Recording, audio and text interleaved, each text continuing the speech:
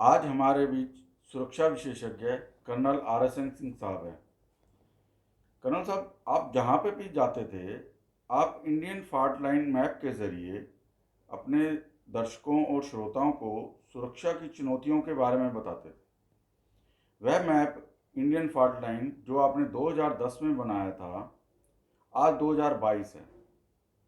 12 सालों में जाहिर सी बात है, सुरक्षा की चुनौतियों और इसके परिप्रेक्ष्य में जरूर बदलाव आया होगा। कहीं परिस्थितियों में सुधार तो कहीं नई समस्याएं उत्पन्न हुई होंगी। हमारे दर्शकों को तुलनात्मक विश्लेषण बहुत लाभदायक होगा। धन्यवाद। देखिए, ऐसा है कि मैं और पुष्पेंद्र जी का एक लंबा संबंध रहा है। हम देश के कई हिस्सों में गए हैं। कम से कम 40-50 जगह हमारा साथ का दौरा रहा है और हमने लोगों को संबोधन किया है वहाँ पे।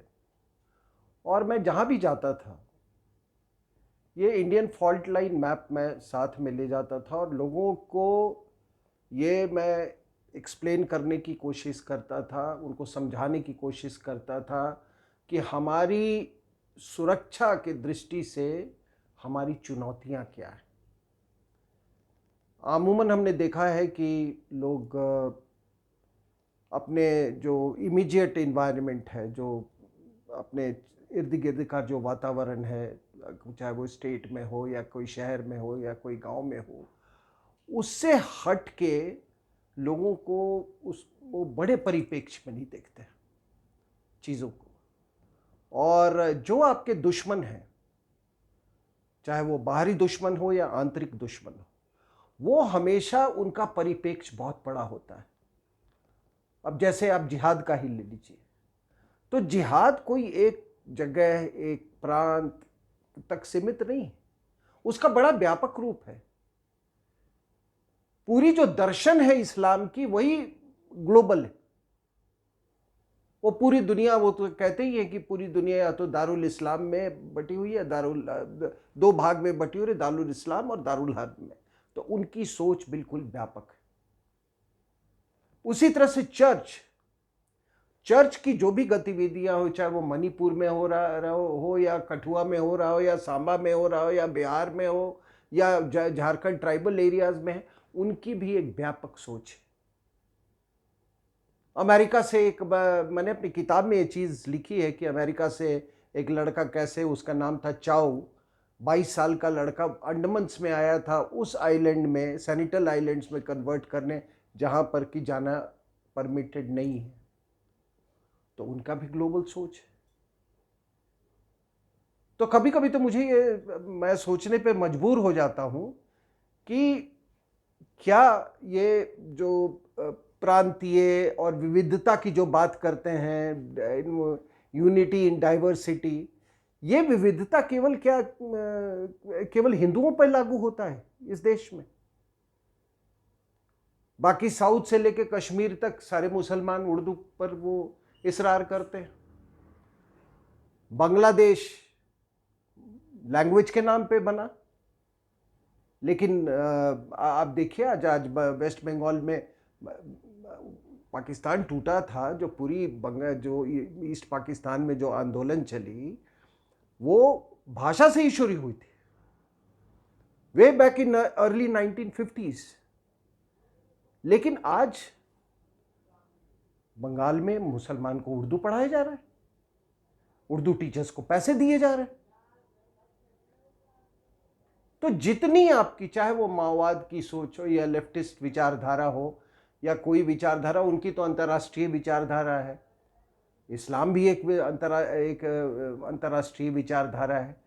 लेकिन जब हम वही कहते हैं कि ये जो कहते हैं कि आपने जो कुछ राइट्स दे रखे हैं लोगों को, क्योंकि ये अमुक जगह से, अमुक प्रांत के, क्या वो हिंदुओं पे ही लागू होता है वो? तो जब पूरा हमारा खतरा, मान लीजिए, पैन इंडिया बेसिस पर हो, तो हमारी सोच भी पैन इंडिया होनी चाहिए। और इसीलिए मैंने ये नक्शा मैंने सबसे पहले इंडियन डिफेंस रिव्यू के लिए बनाया था।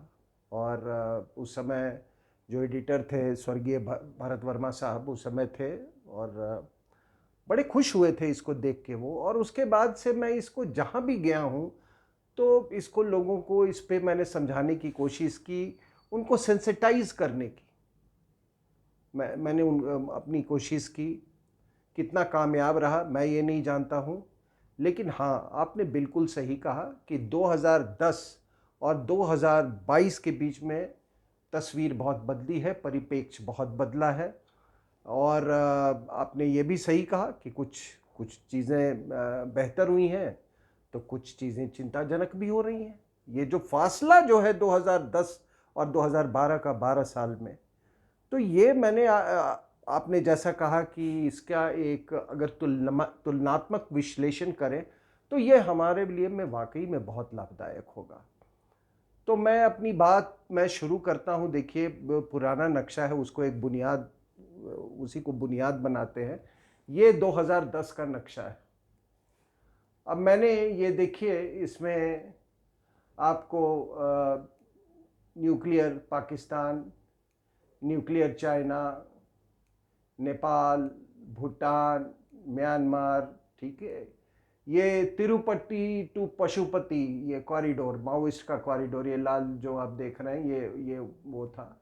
और ये आप देख रहे हैं ये जो इलाहाबाद के नीचे अगर कोई आप लाइन ड्रॉप करें तो वो लाइन इसको मैंने इंडियन फॉल्ट लाइन माना था, क्योंकि ये इसके पूर्व में यानी ईस्ट में बहुत समस्याएं थी, जीडीपी ग्रोथ रेट बहुत कम था, और मेरा अपना ये मानना था कि जो ये पश्चिमी हिस्सा जो है वो पूर्वी हिस्सा को अपने को वो खींच के ले जा रहा है। और ये बदहाली जो है इसका उस समय कोई निजात नहीं दिख रहा था। तो ये था 2010 के मैप में। तो अगर आप देखें इस मैप में तो मैंने दिखाया था ये पाकिस्तान, जिसके साथ आपका अगर टोटल बॉर्डर्स ले लें इंडिया का, पहली बात लंबाई और चौड़ाई तो आपको मालूम है करीब 3241 किलोमीटर इसकी लंबाई है। 3214 किलोमीटर लंबाई, और चौड़ाई जो है वो 2933, तो 3214 लेंथ है इंडिया का, मतलब मेन लैंड का, और 2933 इतने ब्रॉडेस्ट पॉइंट पे। अगर आप सरहदों के दायरे में इसको देखें तो कोई 15,200 किलोमीटर लैंड बाउंड्री है, और उसी का आधा करीब करीब 7,500 किलोमीटर ये कोस्ट लाइन है। अब अगर हम शुरू करें यहाँ से तो ये देखिए 3,330 किलोमीटर हमारा पाकिस्तान के साथ बॉर्डर है। इस 3,330 में आप देखिए तो पंजाब के साथ करीब 547 किलोमीटर है, और राजस्थान के साथ 1125 किलोमीटर है, और बाकी गुजरात के साथ भी तकरीबन 500 किलोमीटर है, और JNK के साथ पाकिस्तान का जो बॉर्डर है 1570 किलोमीटर्स है, जिसमें ऑलमोस्ट 890 किलोमीटर्स जो है वो 780 किलोमीटर्स वो लाइन ऑफ एक्चुअल कंट्रोल का भी हिस्सा है। तो इसको अगर आप बारीकी से देखें अगर आप, तो पंजाब और राजस्थान मिला के आधा बॉर्डर वो बनता है। उस आधे बॉर्डर में अब जो सवाल उत्पन्न होता है कि क्या जो वहाँ सरकारें हैं आप उन पे भरोसा कर सकते हैं? क्या उन सरकारों का, खास करके जो नई सरकार जो पंजाब में बनी है, क्या उस सरकार को आप लोग ऐसा समझते हैं कि वो राष्ट्रवादी सरकार है? क्या कोई ये कह सकता है कि ये जो सरकार जो है उनका कहीं बाहर के एलिमेंट्स खालिस्तानियों वगैरह से कोई तालमेल नहीं है? क्या कोई कह सकता है कि उसका मतलब ISI से कोई लिंक नहीं है? ऐसा तो नहीं लगता है, क्योंकि जब बाटला हाउस एनकाउंटर हुआ तो इन्हीं के नेता ने एक बार आपको कहा था, उन्होंने कहा था कि ये फॉल्स है।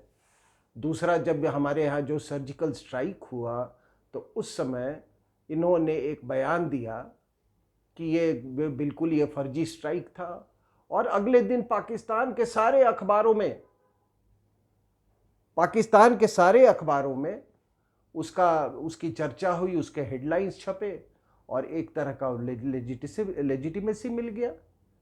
और यही वो पाकिस्तान चाहता था कि उसकी आवाम जो है उसको कम से कम ये निश्चिंत रहें कि ऐसा कुछ भी नहीं हुआ था। तो अगर आप पूरी पृष्ठभूमि देखें, इनका जो शाहीन बाग में रोल था, आज के अखबार में जो न्यूज़ है उसमें भी ये है कि इनके 2 आदमी जो दिल्ली राइट्स हैं उसमें डायरेक्टली इन्वॉल्व थे, इनके 2 MLAs इन्वॉल्व थे।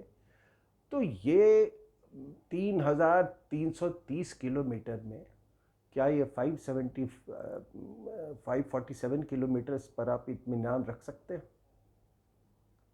भाई रही बात राजस्थान की, तो जो ग्राउंड रिपोर्ट्स हैं वहाँ की भी जो सरकार है उसका भी वैसे ही रवैया है। अब दूसरी बात, this is how politics impinges on security.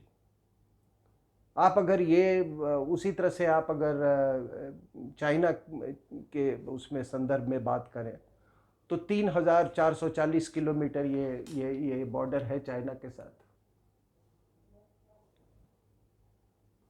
इस 3,440 किलोमीटर में अरुणाचल के साथ जो बॉर्डर है वो है करीब 1125 किलोमीटर, और JNK ये लद्दाख, JNK जो उस समय था Ladakh, union territory of Ladakh है, उनका 1570 किलोमीटर। तो आपने एक राजनीति का एक विभत्स रूप देखा सुरक्षा के ऊपर में, जो मैंने आपको उदाहरण दिया अभी। अब ये भी है अरुणाचल ये एरिया जो है आपके अरुणाचल का, ये अरुणाचल के एरिया में चर्च ने बहुत घुसपैठ करने की कोशिश की, और बड़ी जिम्मेदारी के साथ मैं एक बात कह रहा हूँ कि वहाँ पे वेटिकन के कहने पे एक मुख्यमंत्री को रातों रात बदल दिया गया था, और जो इंस्ट्रूमेंटलिटी था वो ना, ये तिरप सेक्टर जो है अरुणाचल प्रदेश का, वो सारे क्रिश्चियन MLAs आते हैं, उनको एज अ लिवरेज यूज़ किया गया था, और ये वेटिकन के डायरेक्टली कहने पे वो सरकार बदली गई थी, उस मुख्यमंत्री को बदला गया था। और ये बात किसी और ने नहीं, मैंने ये उसके हॉर्सेस माउथ से मैंने ये बातें सुनी। दूसरी बात कि ये जो मैंने कहा 1570 किलोमीटर इसका लद्दाख के साथ है, शुक्र मनाइए 370 हटा है। 370 हटने के बाद ये जो कश्मीर का जो इनकी जो ज़मींदारी जो चलती थी लद्दाख और जम्मू में, वो ज़मींदारी लद्दाख से ख़त्म हो गई है, काफ़ी मतलब बिल्कुल ख़त्म हो गई है। और अब हमारी जो केंद्रीय सरकार है या हमारी जो सुरक्षा की व्यवस्था जो है वो बिल्कुल इस पर अपना फोकस कर सकती हैं, इस पर ध्यान दे सकती हैं। क्योंकि पहले एक स्टेट में 2 बॉर्डर्स, एक पाकिस्तान से लगा हुआ, एक चाइना से लगा हुआ, और आप माने नहीं या माने, आपका सेंट्रल सिक्योरिटी एपरेटस चाहे जो भी हो, आपकी चाहे वो पैरामिलिट्री फोर्सेस, आर्मी हो, एयरफोर्स हो, पैरामिलिट्री फोर्सेस हो, बिना स्टेट गवर्नमेंट के आप कोऑपरेशन के कुछ नहीं हो सकता है। और हमने ये कश्मीरियों में ये रवैया हमेशा देखा कि वो हमेशा ब्लेम करते थे, वो हमेशा उनकी कोशिश रहती थी कि किस तरीके से भारतीय सेना को बदनाम किया जाए, और वो एक पाकिस्तानी सेना को की तारीफ में वो कभी चूकते नहीं थे। तो ये भी एक बहुत बड़ा मसला है हमारे यहाँ कि जो स्टेट गवर्नमेंट्स हैं वो स्टेट गवर्नमेंट्स जो अपने बॉर्डर के उस पार है उसको दुश्मन नहीं मान कर अपने केंद्र सरकार को ही दुश्मन मानने लगे, अपना जो सेंट्रल का जो सिक्योरिटी अपरेटस है उसको ही दुश्मन मानने लगे, तो ये बहुत चिंताजनक ही है।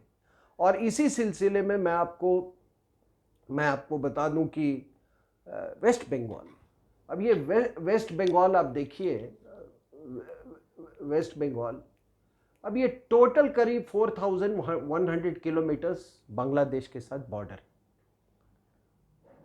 इसमें कोई 5 स्टेट्स हैं जो जिनके साथ बॉर्डर है बांग्लादेश, ये वेस्ट बंगाल, असम, मेघालय, मिजोरम, त्रिपुरा, ठीक है। उसमें सबसे ज़्यादा बॉर्डर अगर है तो 2226 किलोमीटर वो है ये वेस्ट बंगाल के साथ। तो आधी बॉर्डर जो है वो वेस्ट बंगाल से है। और वेस्ट बंगाल का एक्चुअली आप देखोगे तो वेस्ट बंगाल का ये भूटान के साथ भी बॉर्डर है, जिसको आप सिलीगुड़ी करेंगे कोई 175, तो दो देशों के साथ बॉर्डर है। अब ये 2000 करीब 2500 किलोमीटर, 2226 किलोमीटर बॉर्डर, अगर इसमें स्टेट गवर्नमेंट अगर कोऑपरेटिव नहीं है, वो साथ नहीं देती है, अगर वो सुरक्षा के मामले में केंद्र से कदम नहीं मिला के चाहिए, तो जाहिर सी बात है कि जो सुरक्षा स्थिति होगी उसका क्या हश्र होगा, आप जानते हैं। और हश्र बहुत बुरा हो रहा है साहब, हश्र बहुत बुरा हो रहा है। अभी कुछ दिन पहले की घटना है, आपने अखबारों में पढ़ा होगा कि 2 बीएसएफ के लोगों पे, एक इंस्पेक्टर और एक जवान, उन पे रेप के चार्जेस लगा दिए गए। आप ध्यान से अगर उस न्यूज़ आइटम को पढ़ोगे तो उसमें ये रिपोर्ट ये किया गया है कि एक 23 वर्ष की महिला बॉर्डर को इलीगली क्रॉस कर रही थी, उसको एक टाउट लेके आया था वहाँ पे। वो कहाँ जा रही थी तो कहा गया कि वो उसका हस्बैंड जो है वो बांग्लादेश में रहता है।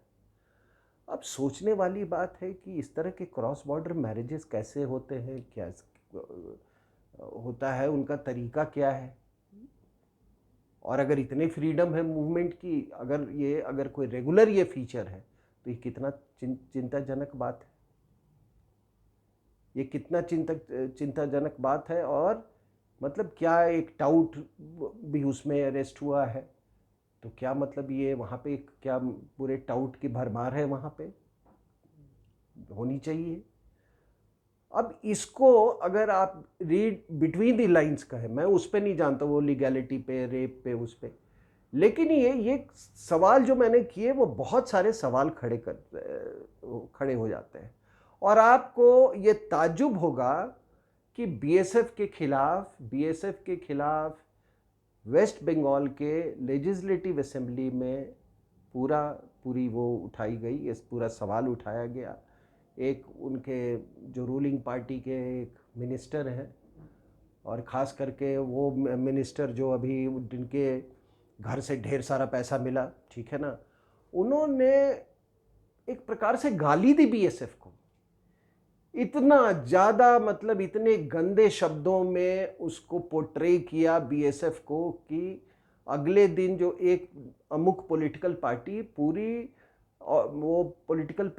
एक पूरी अपनी डेलीगेशन लेके गई उनसे माफ़ी मांगने कि इनके जो बर्ताव हैं उसके लिए हम माफ़ी चाहते हैं।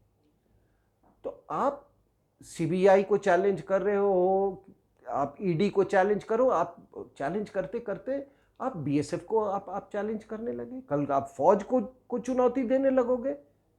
तो ये बताइए कि क्या ये रियली में, ये तो लोगों को जानबूझकर उनके मोराल को, उनके हौसले को वो चोट पहुंचा रहे हैं, ताकि जो ये बॉर्डर रिजीम जो है पूरा इंडो बांग्लादेश बॉर्डर का, वो समाप्त हो जाए। क्योंकि जब आप किसी में, जैसे यही कश्मीरी भी यही काम करते थे, जो आज बंगाल में ये कर रहे हैं वही काम कश्मीरी भी करते थे। तो जब आपने वो बॉर्डर रेजिम पर आपने अटैक किया, लोगों का हौसला इस तरह से गिर गया, उसके बाद ये पूरा पैसा जो है ये कैटल स्मगलिंग का, ये राजनीतिज्ञों के पास जाता है। ये पूरा जो आप देख रहे हैं, ये जहां पे 27% वोट मुसलमानों की हो, वो कहते हैं कि भाई बॉर्डर रेजिम को उनकी यही मांग रहती है अंदर, मतलब मैं नॉट ओवर्टली बट उनकी कोवर्टली मांग होती है कि हमारे और बांग्लादेश में कोई फर्क नहीं है, वो हमारे दारुल इस्लाम का हिस्सा है, हम तो दारुल हर्ब में रह रहे हैं। और जिहाद के मामले में आप कम नहीं आंकना चाहिए इन लोगों को। याद रहे लोगों को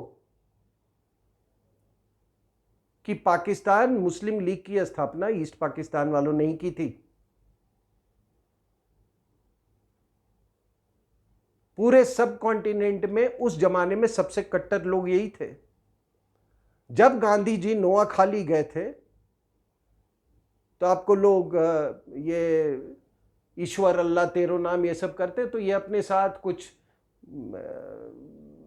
भजन भी गाते थे, कुछ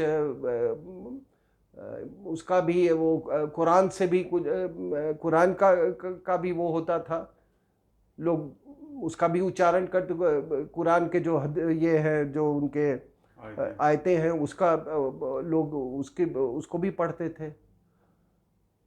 अब ये सब शांति के लिए हो रहा था, लेकिन मुसलमानों ने ऑब्जेक्ट किया।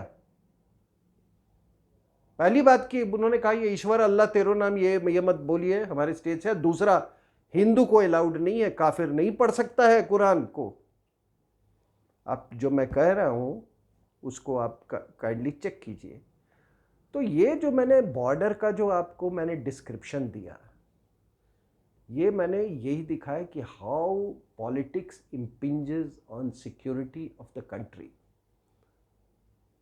लॉ एंड ऑर्डर और सिक्योरिटी, ठीक है, law and order is a state subject, but internal security किसका है? और internal security law and order पे ओवरराइड करता है कि नहीं करता है? इसीलिए बॉर्डर स्टेट्स के संदर्भ में अलग कानून बनने चाहिए। वहां सेंट्रल गवर्नमेंट की वहां ज्यादा पावर्स होनी चाहिए।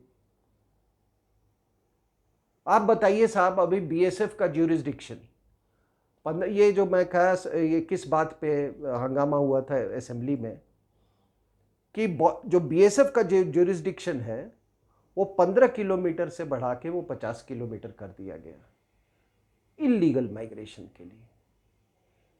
अब मान लीजिए आज के दिन में, आज आप देख रहे हैं कि ड्रोन्स कहाँ से कहाँ तक चले जा रहे हैं।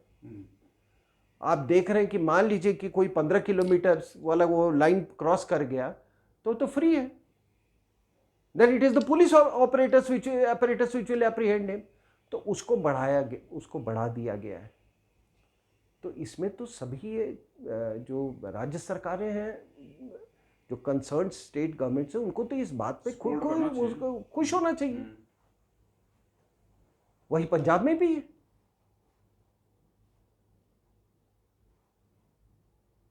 तो ये हमारी ये असलियत है। दूसरा, मैं आपको ये जो पिछला नक्शा मैंने बनाया था उसमें मैंने ये दिखाया था, ये न्यूक्लियर पाकिस्तान और न्यूक्लियर चाइना। देखिए, आपको मालूम है कि चाइना 1966 में न्यूक्लियर हुआ। पाकिस्तान आपको मालूम है हमारे न्यूक्लियर टेस्ट के बाद 1998 में, ठीक है। लेकिन ये सब पूरी दुनिया को ये बात मालूम थी कि उसके पास क्षमता 80 के आसपास आ गई थी। अमेरिकन जानते थे, एक बहुत इंपॉर्टेंट लड़ाई लड़ रहे थे, वो प्रॉक्सी वॉर का आखिरी गेम चल रहा था। ये मैं कह रहा हूँ कोल्ड वॉर का, शीत युद्ध का आखिरी गेम चल रहा था अफगानिस्तान के बैटलफील्ड में। तो उन्होंने नज़रअंदाज किया। इस वॉर इन अफगानिस्तान का बहुत फ़ायदा उठाया था ज़ियाउल हक ने, और यहाँ वहाँ से, चाइना से, इधर से, सभी जगह से स्मगलिंग करके इन्होंने सब कुछ इकट्ठा करके एक बॉम्ब इनके पास था। और इसीलिए वहाँ को जो CIA जो है, उन्होंने इसके बाद ना वो रास्ते से हटा दिया उसको, ज़ियाउल हक को। ठीक है, उसका एक ये न्यूक्लियर वेपन ही उसकी जान ले ली। जब तक वो जिहादी कॉज को फुलफिल कर रहा था तब तक वो अमेरिकन के लिए ठीक था। बाद में वो मॉन्स्टर बन गया, he became a nuclear monster. ठीक है, तो आप देखेंगे कि अगर ग्लोबल पर्सपेक्टिव में आप देखेंगे, अंतर्राष्ट्रीय परिप्रेक्ष्य में, तो आपको ये एहसास होगा कि जब न्यूक्लियर पैरिटी हो जाता है तो उसके बाद प्रॉक्सी वॉर की शुरुआत होती है। फिर कन्वेंशनल इंगेजमेंट कॉन्फ्लिक्ट्स का स्कोप जो है बहुत कम हो जाता है। अगर आप कोल्ड वॉर देखेंगे, रशिया ने सबसे पहले, ये अमेरिका ने तो सेकेंड वर्ल्ड वॉर में, आपको मालूम है, हिरोशिमा और नागासाकी में अपना वो दिखाया था। अगस्त 1949 को सोवियत रशिया ने भी अपना न्यूक्लियर बॉम्ब टेस्ट किया था। उसके बाद से आप देखो कोल्ड वॉर बिल्कुल राइट अर्नेस्ट में और इंटेंसिटी में शुरू होता है, क्योंकि दोनों न्यूक्लियर पावर थे। उनको मालूम था कि कन्वेंशनल कॉन्फ्लिक्ट में वो बहुत घातक सिद्ध होगा, तो इसलिए प्रॉक्सी वॉर शुरू हो गया, जिसको प्रॉक्सी वॉर को शीत युद्ध, कोल्ड वॉर का। अभी प्रॉक्सी वॉर में एक्टर्स कौन थे? स्टेट्स थे। एक के बाद एक स्टेट पर इन्फ्लुएंस हो रहा था, एक के बाद एक, हंगरी, चेकोस्लोवाकिया, ऐसे करके, मतलब ये इन्फ्लुएंस में आते जा रहे थे। वियतनाम तक पहुंच गया था। वियतनाम में लोग कहते हैं कि वियतनाम में हासिल क्या हुआ। अमेरिकन सारे लोगों को ये इससे बड़ी बेवकूफ़ी की बातें नहीं हो सकती हैं। विक्ट्री केवल टेरिटोरियल नहीं होता है। जितने दिन वियतनाम की वॉर चली, 15 साल, उस 15 साल ने कम्युनिज्म को रोक के रखा वहीं पर, वरना अगला टारगेट था थाईलैंड, और थाईलैंड के बाद होता है इंडिया। आप समझ रहे मेरी बात? 15 साल उन्होंने उसको रोक के रखा था। तो जिस तरह से अंतर्राष्ट्रीय परिप्रेक्ष्य में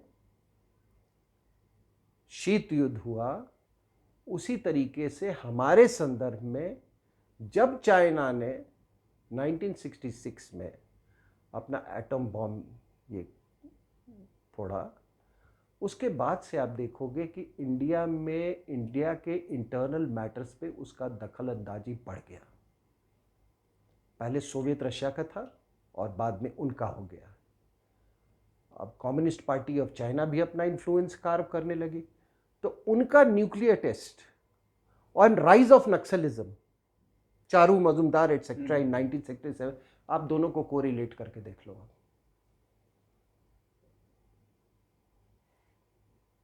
उसी तरीके से पाकिस्तान आप देखोगे कि जैसे ही ये वॉर इन अफगानिस्तान खत्म हुआ, उसके बाद से प्रॉक्सी वॉर शुरू हो गया। ये प्रॉक्सी वॉर किस कॉन्फिडेंस से इसको शुरुआत इसकी की गई? पाकिस्तान ने डिक्लेयर कर दिया था, नॉट ऑफिशियली, अनऑफिशियली, क्योंकि उसके पास न्यूक्लियर वेपन्स हैं, और उसके आड़ में वो प्रॉक्सी वॉर करने लगा कि कन्वेंशनल वॉर तो होगा नहीं, हमारे पास जिहादी हैं, दुनिया के सबसे बड़े हथियार, टेस्टेड हथियार। ठीक है, आपको कौन सी AK-47 और उसके क्या ज़रूरत है, और ये आर्म्स और ये इस तरह के सोफिस्टिकेटेड आर्म, यू गॉट ये जैसा आपने कहा बिल्कुल हिस्टोरिकली टेस्टेड आर्म, तो उन्होंने इस्तेमाल करना शुरू कर दिया। वो भी न्यूक्लियर शैडो में हुआ। हुआ। अब आप चाइना का कोरिलेट कर लीजिए न्यूक्लियर वेपन्स के साथ, पाकिस्तान का कोरिलेट कर लीजिए। अब सबसे बड़ी बात यह है, सबसे बड़ी बात यह है कि ऐसा नहीं है कि हमने नहीं सोचा था। आप अपने खुद से जो not superior is not the word, एक स्टेज होता है हर कंट्री के डेवलपमेंट में, आपसे जो मजबूत है उसको न्यूट्रलाइज करने के लिए पूरी दुनिया ये समझती है कि न्यूक्लियर वेपन सबसे बड़ा वो है, न्यूट्रलाइजर है। आज नॉर्थ कोरिया भी देखिए क्या है, उसके जैसा ना कोई डिक्टेटोरियल देश हुआ है, वो एक टोटली क्लोज कंट्री है, पूरी दुनिया को परेशान किए हुए हैं। अमेरिकन परेशान घूम रहे, उसने मिसाइल दिए पाकिस्तान को, पाकिस्तान ने कुछ न्यूक्लियर टेक्नोलॉजी दिया, चाइना ने ही उनको बोल के कहा कि अच्छा तुम उसको न्यूक्लियर मिसाइल दे दो, तुमको ये दे देगा। वो that was the route actually जो पाकिस्तान को दिया गया। तो जब 1962 वॉर हुआ तो हमारे यहाँ भी लोगों ने कहा कि एक ही तरीका है, ये 2-4 साल में तो हम उनका बराबरी नहीं कर सकते हैं, लेकिन अगर डेटरेंस लाना है तो न्यूक्लियर वेपन बनाओ। और होमी जे भाभा और शास्त्री इस काम को बहुत बहुत डिलीजेंटली परस्यू कर रहे थे। होमी जे भाभा ने एक इंटरव्यू दिया था ऑल इंडिया रेडियो को कि मैं अगर चाहूं तो 18 महीने में I can develop a nuclear weapon. Homi J Bhabha के जहाज को क्रैश करवा दिया गया।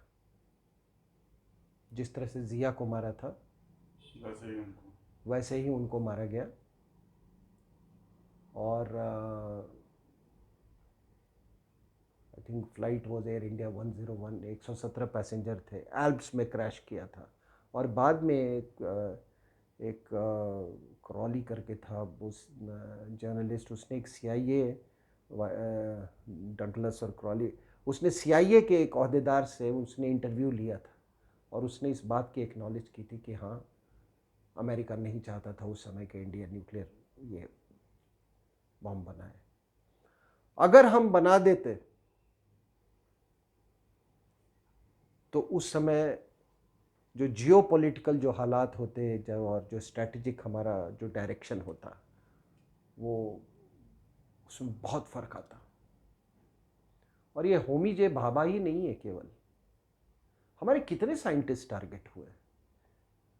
आपको तो मालूम है पूरी मूवी बनाई गई वो नम्बी नारायण के उसमें वो कायरोजेनिक इंजन से। तो होमी जे भाभा की जान न्यूक्लियर बॉम्ब के कारण गई। और मेरा अपना मानना है कि लाल बहादुर शास्त्री की भी जान भी उसी के लिए ली गई थी। अगर आप यूक्रेन युद्ध भी देखें, इसको पहला युद्ध कहना गलत होगा, इट्स अ कॉन्फ्लिक्ट।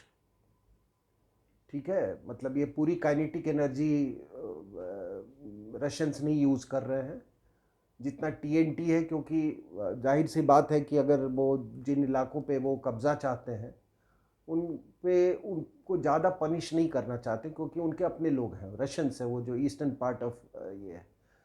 तो ये भी एक न्यूक्लियर साये में ही हो रहा है। ये अमेरिका एक तरह की प्रॉक्सी वॉर ही लड़ रहा है वहाँ पे, उसका भी कारण न्यूक्लियर ही है। लेकिन हमारे संदर्भ में जो प्रॉक्सी वॉर का रूप हुआ वो शायद दुनिया में किसी देश में नहीं हुआ।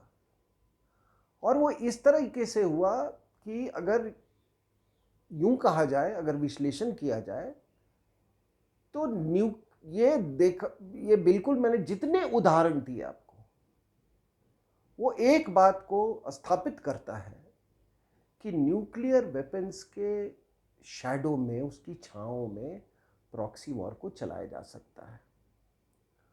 और अफगानिस्तान में जो सोवियत फोर्सेस और जिहाद में जो क्लैश हुआ, उससे ये भी साबित होता है कि न्यूक्लियर पावर को प्रॉक्सी वॉर से हराया जा सकता है। हम्म, कितने सारे उसके पास 8-10 हज़ार न्यूक्लियर वेपन्स थे उसके आर्सेनल में, आज 6,000 कुछ है। रशिया, उस समय की सोवियत रशिया की बात कर रहा हूँ। ICBMs थे उसके पास, लेकिन प्रॉक्सी वॉर के आगे उसको झुकना पड़ा और सोवियत यूनियन के टुकड़े हो गए। collapse हो गई कंट्री। तो ये हमको ये लेसन मिलता है कि न्यूक्लियर वेपन पावर को प्रॉक्सी वॉर से हराया जा सकता है, और वही चीज़ ये कोशिश कर रही है। अमेरिकन्स रशियंस के अगेंस्ट यूक्रेन में यही कोशिश कर रहे हैं वो। लेकिन हमारे उसमें क्या हुआ, हमारे संदर्भ में देखिए, ये जब ये अफगानिस्तान में युद्ध खत्म हुआ, उसके बाद एक तूफान सा है यहाँ पे जिहाद का, ग्लोबल जिहाद का। और जितने ये मतलब ये वेटरन्स थे वहाँ के जिहादी जो अफगानिस्तान के, वो सब का जो उन सब का जो रुख है वो हिंदुस्तान की तरफ वो कर दिया गया। खासतौर पर कश्मीर, वही कश्मीर की बात करूँ मैं, इस इलाके की बात कर रहा हूँ। ये देखिए, ये कश्मीर सेंट्रिक जिहाद की, यहाँ पे उज़्बेक, अफगान, कई नेशनलिटी के लोग, चेचन, सारे लोग यहाँ पे आए। और उस ग्लोबल जिहाद का एक बहुत बड़ा हिस्सा था उस समय का मुख्यमंत्री, जिसका नाम था मुफ्ती मोहम्मद सईद। और होम मिनिस्टर था सर। सॉरी, मैं गृह मंत्री, सॉरी मेरे मुंह से गलत है ना, गृह मंत्री। और ग्लोबल जिहाद को लाने के लिए उसने अपनी बेटी को अगवा करवा दिया। लेकिन ऐसी कौन सी मजबूरी थी कि विश्वनाथ प्रताप सिंह को उसको मुख्यमंत्री बनाना पड़ा, सॉरी उसको गृह मंत्री बनाना पड़ा भारत का? कौन सी मजबूरी थी? क्या उस समय की जो ग्लोबल पावर्स थी, और खास करके अमेरिकन्स, क्या वीपी सिंह को गद्दी में बैठाने का उनका तो षड्यंत्र नहीं था? क्योंकि उस जमाने में अमेरिकन इस्टेब्लिशमेंट में बहुत लोग थे जो कि चाहते थे कि कश्मीर जो है वो अलग हो जाए। पाकिस्तान को पुरस्कृत भी तो करना था।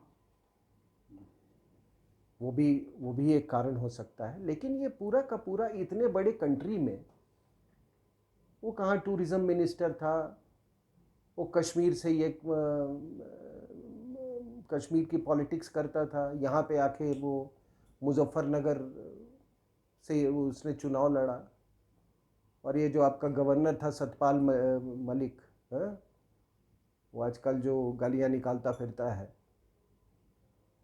वो बहुत मदद की थी इसकी, बहुत मदद की थी इसको जीतने में। इसीलिए आज उनकी बेचैनी बड़ी, वो उनकी जो बौखलाहट और बेचैनी है, मुझे पता नहीं, शायद इनको 370 के बारे में भी नहीं बताया गया था कि हटने वाला है। और हो सकता है शायद इनको इसलिए गवर्नर बनाया गया हो कि इनके ताल्लुकात बहुत अच्छे हैं महबूबा मुफ्ती के परिवार से, तो कोई शक ना पैदा हो। तो लेकिन अब वो बहुत बेचैन घूम रहे हैं, वो बहुत बेचैन घूम रहे हैं। तो ये देखिए, ये जिहाद जो है इस वाले मैप में आप देखिए, but this was confined to Kashmir, ठीक है ना। धीरे धीरे ये बढ़ते बढ़ते आपको मालूम है कि 26 से 11 हुआ, हाँ। लेकिन उस समय ग्लोबल जिहाद इतना पैठ नहीं बनाया था। इट वॉज ऑल लोकल, लश्कर तोयबा, हिजबुल मुजाहिदीन, जैश ए मोहम्मद, ये सारे के सारे मतलब यहाँ पर ये थे। उस समय अलकायदा वगैरह इंडिया पर कुछ हावी नहीं थे, इस्लामिक स्टेट था ही नहीं। तो ये उस समय का ये है 2010 का। लेकिन उस समय जब ये हालात कश्मीर में थे तो इनको, जो माओवादी थे, इनको लगा कि ये यही मौका है, और फिर वो उसी समय में माओवाद भी बढ़ा और जिहाद भी बढ़ा। और फिर ये फैलते फैलते फैलते, आपको मालूम है, ये जिसको तिरुपति टू पशुपति कहते हैं, नेपाल में भी उनका बड़ा वर्चस्व था। अब तो वो पॉलिटिक्स में आ गए हैं, अब तो लगता ही नहीं है कि ये माओवादी भी हैं। अब तो स्कॉच, वो प्रचंडा भी वो स्कॉच पीता है, टाई वाई पहन के घूमता है, ठीक है। तो ये देखा गया है क्रांतिकारियों की कि बस वो जैसे ही जंगल से निकलते हैं और स्कॉच की पहली शराब की वो मिलती है ना, पहली पेग, तो उसके बाद से उनका उनमें बदलाव शुरू हो जाता है। तो वहाँ भी बदलाव हो रहा है, इधर भी बहुत बदलाव हो रहा है। हमारे यहाँ भी दो तरह के हैं, दो तरह के माओवादी हैं। एक तो ये अर्बन नक्सल्स, ये जो कोर्ट में आपको दिखते हैं, ठीक है ना, ये सब रात को स्कॉच पीने वाले लोग हैं। और एक जो वो जंगल में रहता है, ठीक है, और वो जंगल वाला ही पैसे उगा के इनको स्कॉच के पैसे देता है। ये सारे के सारे हर सुबह जज साहब के सामने खड़े, कभी सलमान जुदुम के खिलाफ, कभी किसी के खिलाफ। मुझे याद है एक ज़माना की, मैं आज से 15-20 साल हो गए, कोई एक मेरे को कह रहा था कि साहब एक चीज़ नहीं समझ में आती मेरे को, कि जैसे ही आप कोई माओवादी नेता को पकड़ो, दिल्ली का लॉयर, उस जमाने में जब इतना आसान नहीं था फ्लाई करना, दिल्ली से लॉयर फ्लाई करके उसके डिफेंस के लिए आ जाता था। तो ये पूरा सिस्टम्स था, और इस सिस्टम में सब थे, तीनों ऑर्गन, एग्जीक्यूटिव, लेजिस्लेचर, जुडिशरी, ये सभी थे। दुनिया में बहुत लोग को, सभी को ये बात जाहिर है कि कौन कौन से जजेस लेफ्टिस्ट बेंट ऑफ माइंड के थे, कम्युनिस्ट विचार। उसमें एक बड़ा अंग्रेजी, उसका बड़ा नाम लिया जाता है, नाम नहीं लूंगा, कंटेम्प्ट ऑफ कोर्ट हो जाएगा। तो वो रिटायर भी हुआ, मर भी गया वो, लेकिन वो कदे ऐसे अंग्रेजी बोलता है, वैसे अंग्रेजी बोलता है। ये लेफ्टिस्ट की, एक कम्युनिस्ट की एक बड़ी खासियत है, वो अंग्रेजी भाषा को यूज़ करिए, लिब्रांडोज जो है ये, और वो अंग्रेजी भाषा को यूज़ करके वो दूसरे पर इंफीरियॉरिटी कॉम्प्लेक्स डालते थे, ठीक है ना।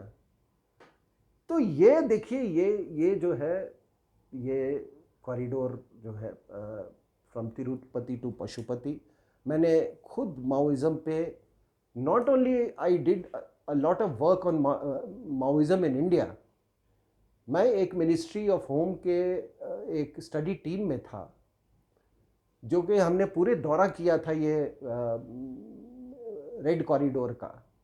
और मैं छत्तीसगढ़, वहाँ के कलेक्टर से बात किया, जितने वो आपके सुकमा के कलेक्टर से, जितने डीजीपीज थे अफेक्टेड स्टेट्स के, उनसे बात किया। तो ये देखिए, ये जो रेड कॉरिडोर है, मैं उसकी बात कर रहा हूँ। अब बांग्लादेश से जो जिहाद जो है, वो यहाँ पे जमायतुल मुजाहिदीन बांग्लादेश, आपको मालूम है कि इन्होंने एक बार में पूरे बांग्लादेश में इन्होंने ब्लास्ट करवाए थे। जब शेख हसीना वहाँ पर आई है, और तब उसने जब नकेल कसना शुरू कर दिया इन जिहादियों के, तो सारे के सारे ये आपके वेस्ट बंगाल की तरफ आ गए, और ये आज की जो मुख्यमंत्री हैं उनके लिए काम करने लगे। आपको ताज्जुब होगा कि जेएमबी, जामायतुल मुजाहिदीन बांग्लादेश का अभी प्रेजेंस बेंगलुरु में भी है। लेकिन उस समय भी ये ग्लोबल जिहाद का रूप, तो ये एरोज जो देख रहे हैं आप, ये बस it was just a question of time, ये बस समय की बात थी कि इनका आपस में समागम जरूर होगा, माओवादियों का और इसका, और इनका भी कभी ना कभी इनका समागम हुआ, और वो समागम आपने अपनी आंखों से जवाहरलाल यूनिवर्सिटी में देखा, टुकड़े टुकड़े गैंग में। टुकड़े टुकड़े गैंग में देखा आपने, आपने ये शाहीन बाग में देखा, आपने दिल्ली राइट्स में देखा इनको। ये जो मैं रेड डॉट्स दिखा रहा हूं, ये पूरे नॉर्थ ईस्ट, ये जो रेड डॉट्स मैं दिखा रहा हूं, ये पूरे नॉर्थ ईस्ट की हालत उस समय बहुत खराब थी। ये पूरा इंसर्जेंसी से ग्रसित एरिया था, और यहाँ पर आपको मैं बता दूं कि एक इनका अपना टैक्स रिजीम चलता था, ये सब होता था। मुझे याद है कि मैं जब मिलिट्री इंटेलिजेंस में था, तो एक कहीं से रिपोर्ट आई थी कि दीमापुर से मोरे तक, इंडो बर्मा बॉर्डर, हमने बताया था आपको कि हमारा करीब 1680 किलोमीटर्स बॉर्डर है म्यांमार के साथ। तो दीमापुर से मोरे, सॉरी 1643 किलोमीटर्स, तो दीमापुर से मोरे का ट्रक का जो एक्चुअल भाड़ा जो होना चाहिए था, उस ज़माने की बात कर रहा हूँ मैं, आज से 25 साल पहले 9,000 रुपये होने चाहिए था। लेकिन वो इतने ज़्यादा वो टैक्सेस लेते थे ये इंसर्जेंट्स रास्ते में, कि वो पहुँचते पहुँचते वहाँ पे 50,000 रुपये हो जाता। तो जाहिर सी बात है कि जब इतना बड़ा टैक्स का वो होगा, तो वो कोई और रास्ता अपनाएगा उसका कंपनसेट करने के लिए, तो स्मगलिंग करेगा, ड्रग्स का स्मगलिंग करेगा, वो करेगा। तो ये उस समय ये बड़ा ये इन्फेस्टेड था, ठीक है।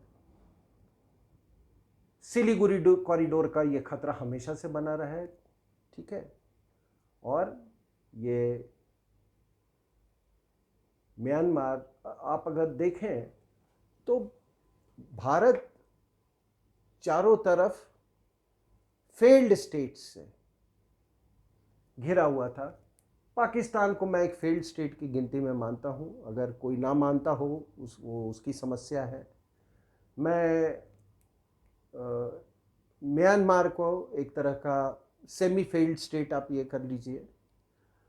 और नेपाल उस समय बिल्कुल ही फेल्ड स्टेट था। आज से 2010 में जब वो पूरी जो इंसर्जेंसी चल रही थी, वो राजा की हत्या कर दी गई थी, तो ठीक।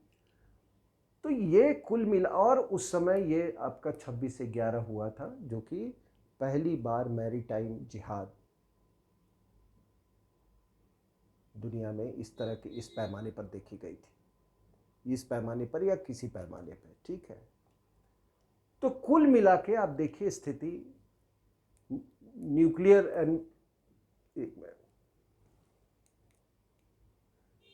And missile capable China, nuclear and missile capable Pakistan, बिल्कुल फेल्ड, और एक सबसे बड़ा जिहादी स्टेट तालिबान, अफगानिस्तान में, म्यांमार में आप देख रहे थे किस तरह से राजनीतिक उथल पुथल। तो कुल मिला के ये 2010 की स्थिति थी। लेकिन एक और चीज़ आपको फैक्टर करना होगा उसमें, फैक्टर ये करना होगा कि आप अगर देखें तो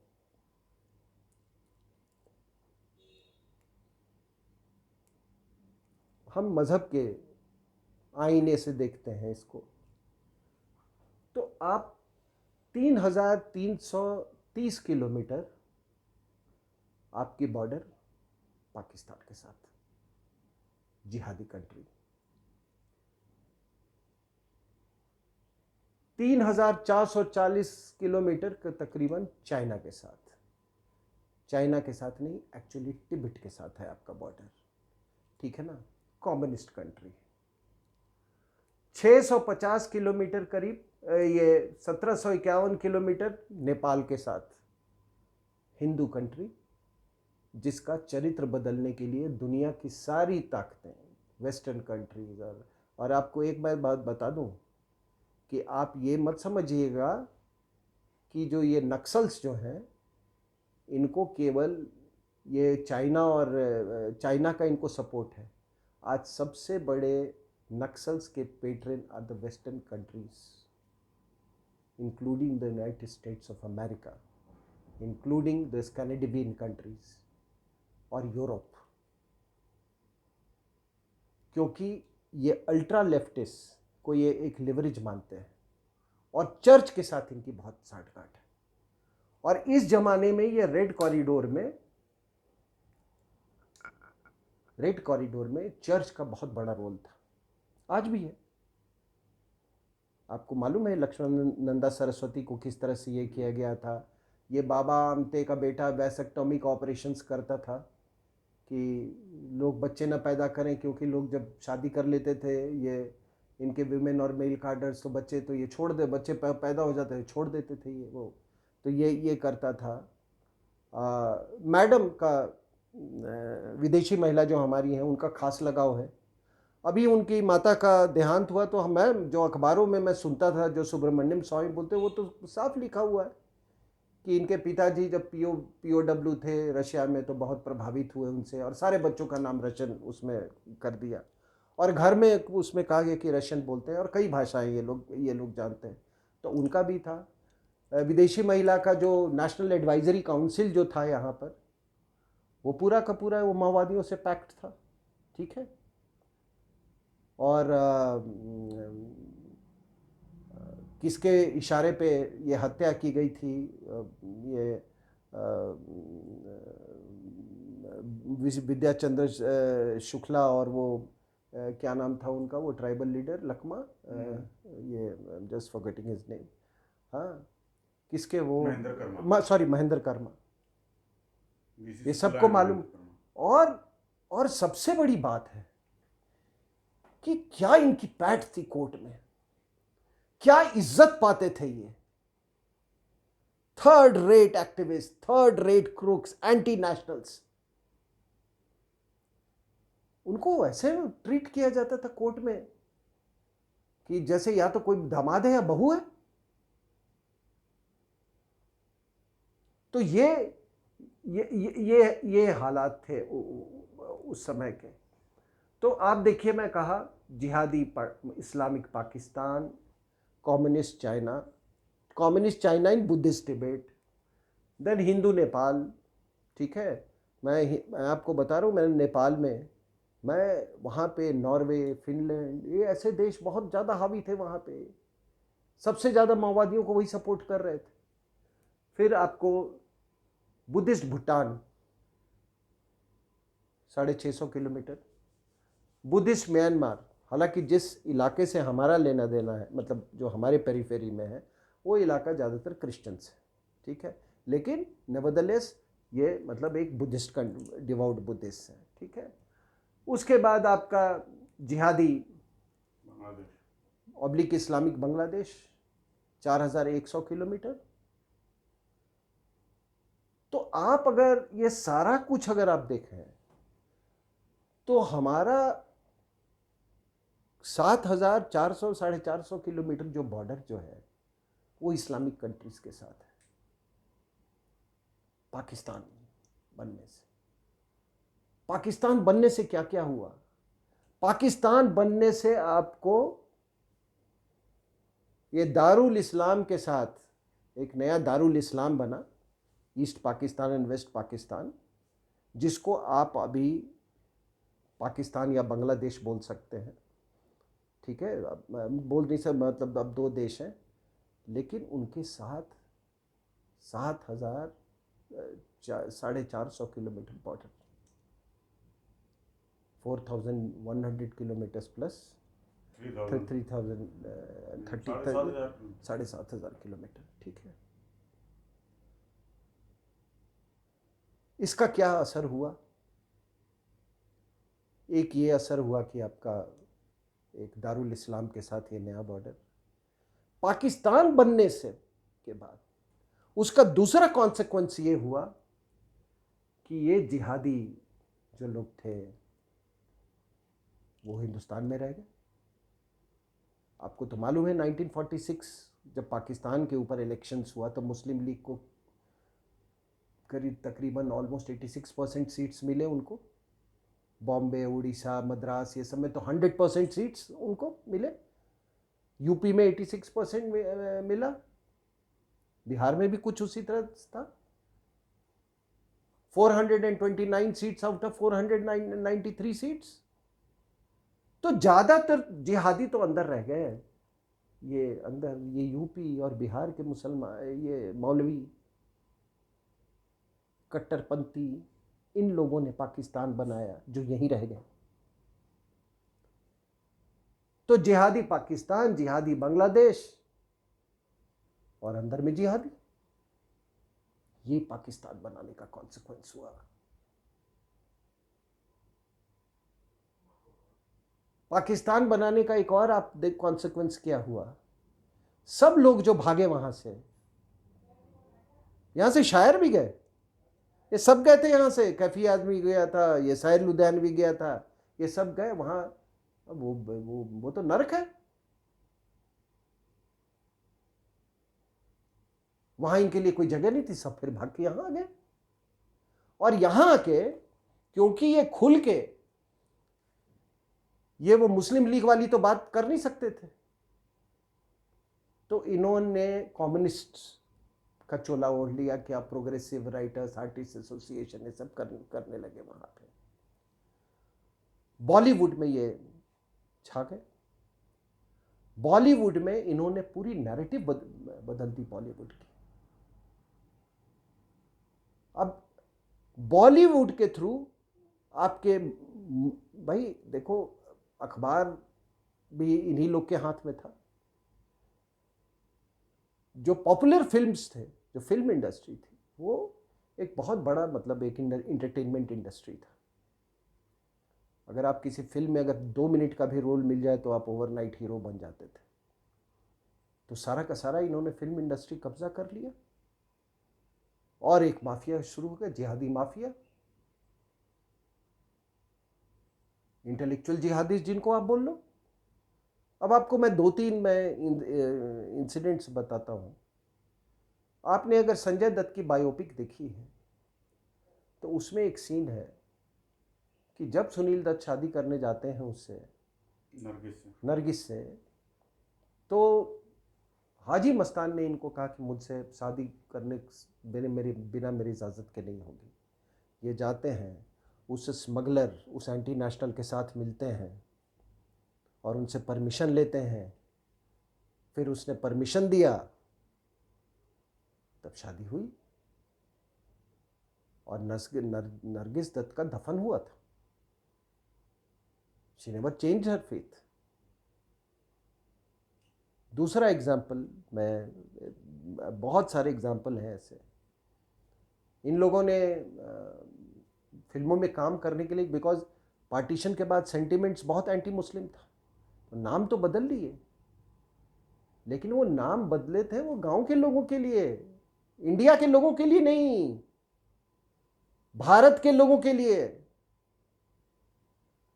वो नेहरू जी भी जब फोन करते थे ना उसको, ये दिलीप कुमार को, तो बोलते और यूसुफ क्या कर रहे हो भाई, कैसे वो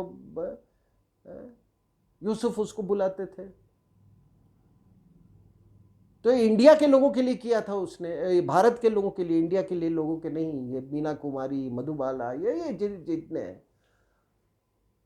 आपको मैं एक बात भाई, एक फिल्म एक्ट्रेस थी सुरैया, वो देवानंद से शादी करना चाहती थी और एक किताब निकली है राजू भरतन की, नौशाद नामा। नौशाद ने वो शादी सिर्फ इसलिए नहीं होने दिया कि देवानंद हिंदू है और कोई एम शादी करके कोई था, वो चाहते थे कि उससे शादी हो जाए जिसके 2-3 बच्चे पहले से थे। ठीक है, तो इनमें तो कोई वो है नहीं, आप बीबियां रख सकते हो। और थोड़ा सा एक स्मॉल डाइग्रेशन, देखिए साहब, सृष्टि जो बनी है, तकरीबन जो अनुपात होता है मेल और फीमेल्स का, जो ये नालायक लोग जो है ना, वो कौन है साउथ का, जो कि हम भगवान में नहीं मानते, एथीस्ट नहीं मानते, चलो भगवान में किसी चीज़ पे आप ये कर, अनुपात जो होता है वो 50:50 होता है, कहीं 50:48 हो सकता है, 50:49 हो सकता है, ऐसे ऐसे 51:49, 52:40 ऐसे हो सकता है, बट इट इज़ नेवर 50:20 ऐसे नहीं होता है मेल फीमेल का रेशियो का। जब नेचर ने तुमको बनाया हुआ है, इसका 1 मैन इज फॉर 1 वुमन, तो क्या है ये सब? 3-3 शादियाँ, 4-4 शादियाँ, 13-13 शादियाँ, हैं? ये क्या बना रखा है?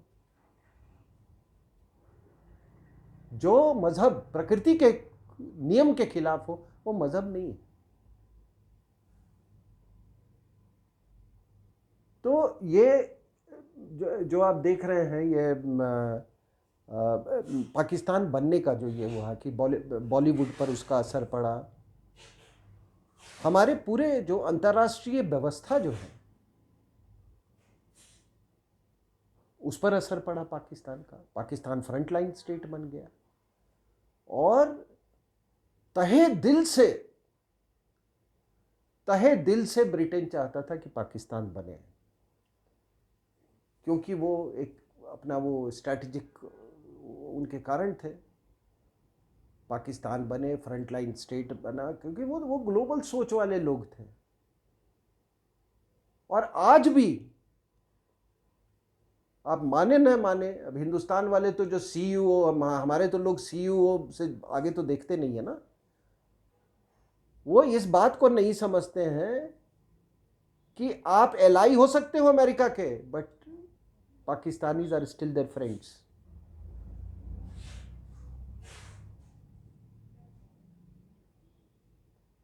दस साल उन्होंने लड़ाई लड़ी है साथ में। अभी भी जो रिपोर्ट्स फिल्टर होके आ रहे हैं उसमें ये कहा जा रहा है कि जो अभी ड्रोन अटैक हुआ है उसमें भी इस पे अलकायदा के वो लीडर अल जवाहिरी पे, उसमें पाकिस्तान की मदद ली गई। जनरल बाजवा जो पाकिस्तान का आर्मी चीफ है, वो अभी सैंडर्स के ये परेड में वो चीफ गेस्ट बन के गया था। और आप कह रहे हो वॉर अगेंस्ट टेररिज्म, जो सबसे बड़ा जिहादी इन चीफ है, पाकिस्तान आर्मी से ज्यादा तो कोई टेररिस्ट आउटफिट नहीं है ना, उसको आप चीफ गेस्ट बना रहे हैं, तो आप समझ लो आप।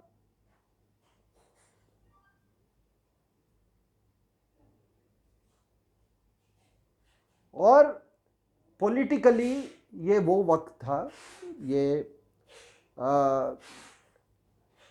पाकिस्तान के कारण हिंदुस्तान का जिहादीकरण। हिंदुस्तान का जिहादीकरण का मतलब वोट बैंक का जिहादीकरण, ये सब पाकिस्तान बनने के कारण है।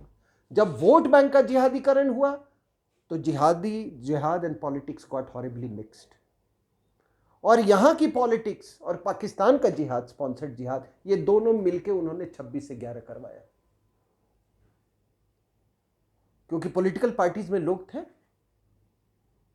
अरे मैडम आप चिंता क्यों करते हो, हफीज सयाह साहब हमारा बहुत करीब का आदमी है, रुको बात करने दो। एक दूत भेजा,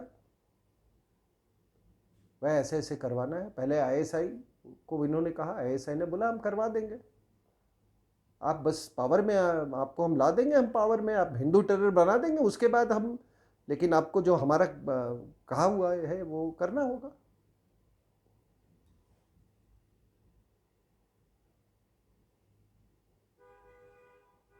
पाकिस्तान बनने के कारण इसका असर हमारे पूरे शिक्षा व्यवस्था पर पड़ी।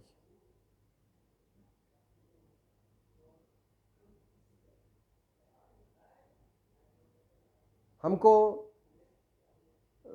हमारा जो नेशन बिल्डिंग का डायरेक्शन है वो अलग होना चाहिए था, लेकिन पता नहीं शुरुआत के दिनों से ही लोग इतने हमारे यहाँ पाकिस्तान, और जो लोग बॉर्डर्स जिनको भगाया गया पाकिस्तान से, वही पाकिस्तान परस्त हो गए। ये मनमोहन सिंह भी भगाया गया था वहां से, लेकिन वो स्टेटमेंट देते हैं कि हम माइनॉरिटीज का पहला हक है। तो अगर पूरा 2010 का परिप्रेक्ष्य देखें तो अपनी बात में आखिरी में चीन, अगर मान लीजिए साहब, ये मेरी अपनी ये बिल्कुल ये दृढ़ राय है कि हम चाहते हैं, एक विंडो था, हम चाइना को तिब्बत पे कब्जा करने से हम रोक सकते थे। ये चाइना ने तो दिन दहाड़े, मतलब डे लाइट मर्डर किया तिब्बत का ही मर्डर नहीं किया। जो हमारे हिस्टोरिकल रिलेशंस थे, जो हमारी सिविलाइजेशनल लिंक्स थी तिब्बत के साथ, वो सारा रप्चर हो गया। हमारे यहां से स्पिरिचुअल पद्म संभव उन्होंने जाके विस्तार किया, उन्होंने तिब्बत में जाके। तो अगर चीन नहीं होता तो आज ये हॉस्टाइल बॉर्डर नहीं होता, 3440 किलोमीटर बॉर्डर। कम्युनिस्ट आपके डोर पे नहीं आते। जो आप लेफ्ट विंग एक्सट्रीमिज्म को आप देख रहे हैं, उसको इतना फिलिप नहीं मिलता।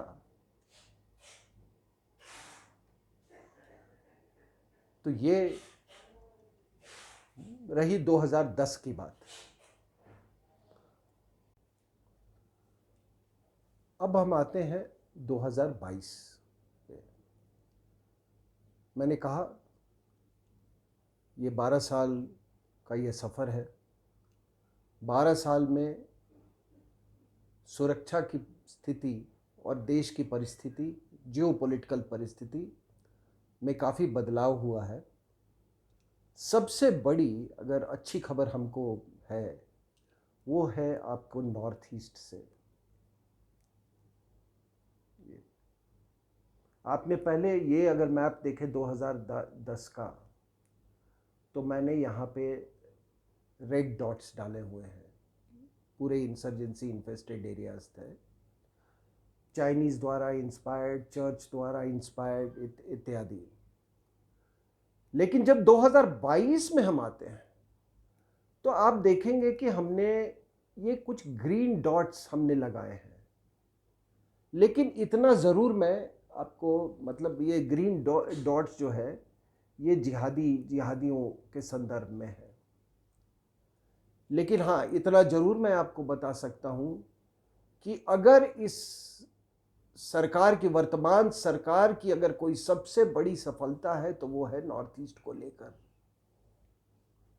आज आप असम में देख रहे हैं कि किस तरह की एक राष्ट्रवादी सरकार वहाँ पे है।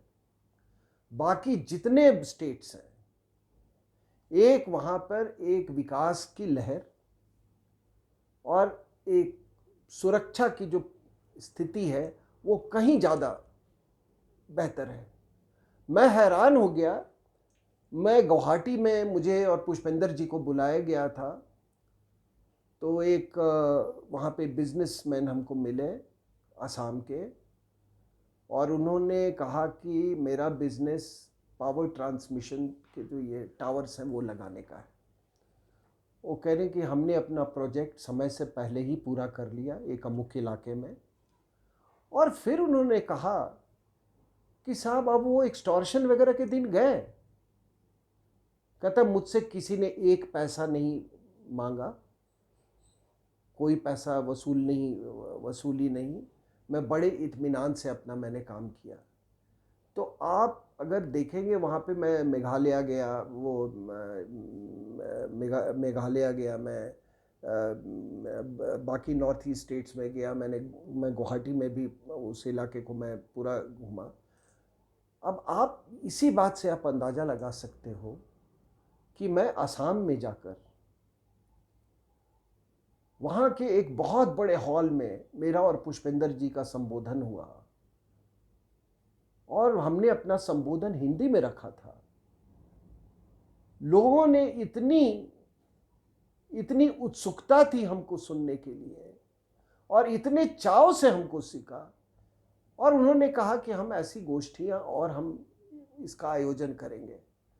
और मोदी साहब के आने के बाद ये वर्तमान सरकार के आने के बाद जो जो उन्होंने नॉर्थ ईस्ट के डेवलपमेंट के लिए जो कदम उठाए उनकी सरकार ने, उनकी बड़ी सराहना लोगों ने। यहाँ तक आप विश्वास नहीं करेंगे कि उस समय मेरे ख्याल से 6 साल हुए थे इस सरकार के। उन्होंने कहा जो 70 साल में नहीं हुआ नॉर्थ ईस्ट में, वो अभी हमको 6 साल में देखने को मिल रहा है। तो आपने ये पूरा नॉर्थ ईस्ट में जो ये बदलाव, ये सबसे बड़ी सफलता की स्टोरी है। दूसरा, ये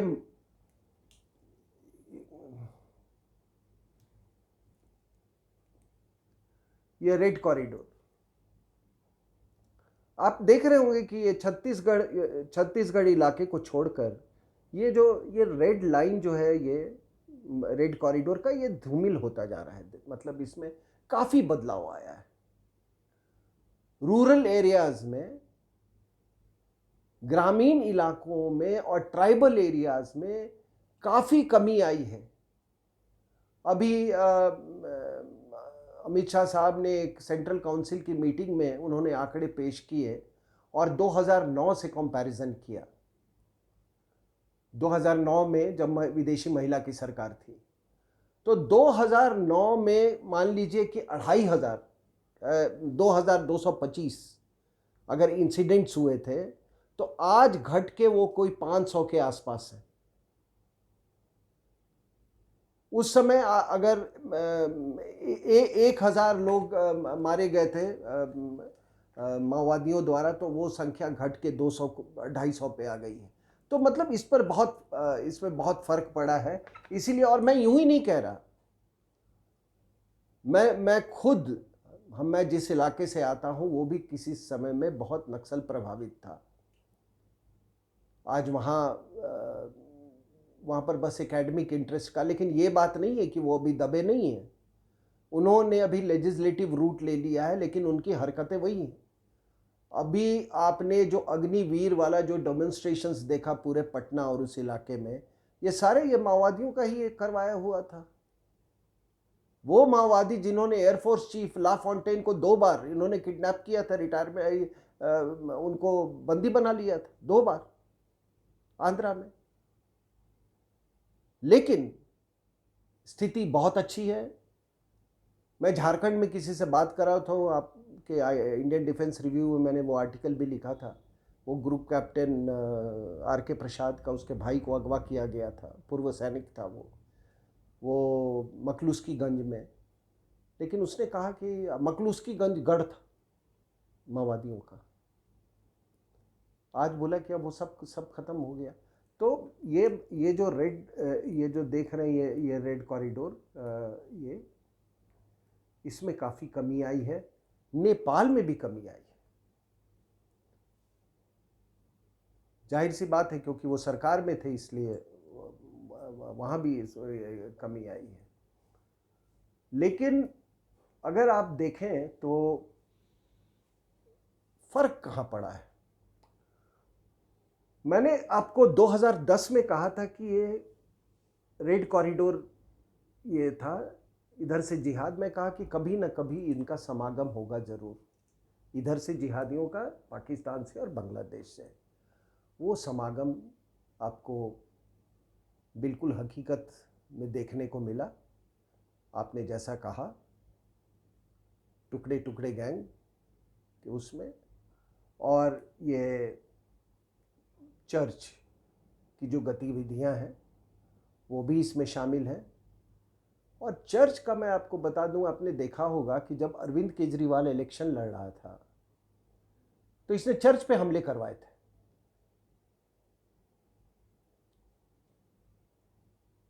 वो सारा का सारा वो बाहर से स्पॉन्सर्ड था ये, क्योंकि ये लोग हैं, इन सब की पृष्ठभूमि जो है, जितने आम आदमी पार्टी वाले हैं, इनकी आप अगर जो मेन नेता, इनकी सारी की पृष्ठभूमि वही माओवादियों वाली है, लेफ्ट विंग एक्सट्रीमिज्म वाली माओवादी वाली। लेकिन इसमें फ़र्क ये हुआ है कि जो मैं यहाँ पे कह रहा था कि जो ये लश्कर तोयबा, जैश ए मोहम्मद जैसे जो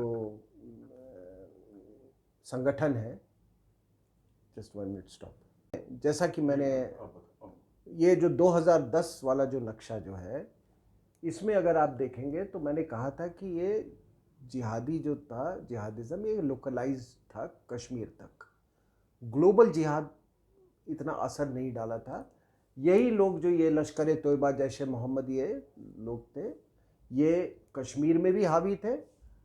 बाद में इन्होंने पूरे इंडिया में इन्हीं संगठनों ने सिमी के साथ मिलके इन्होंने, और 2006 के बाद PFI जैसे ऑर्गेनाइजेशन से मिलके इन्होंने यहाँ पे ये ब्लास्ट करवाए थे। आपको मालूम है, ये आप अगर ले कहीं से ऊपर से नीचे तक, और ईस्ट टू वेस्ट और नॉर्थ टू साउथ, कोई ऐसा जगह नहीं था जहाँ पे ब्लास्ट नहीं हुआ था।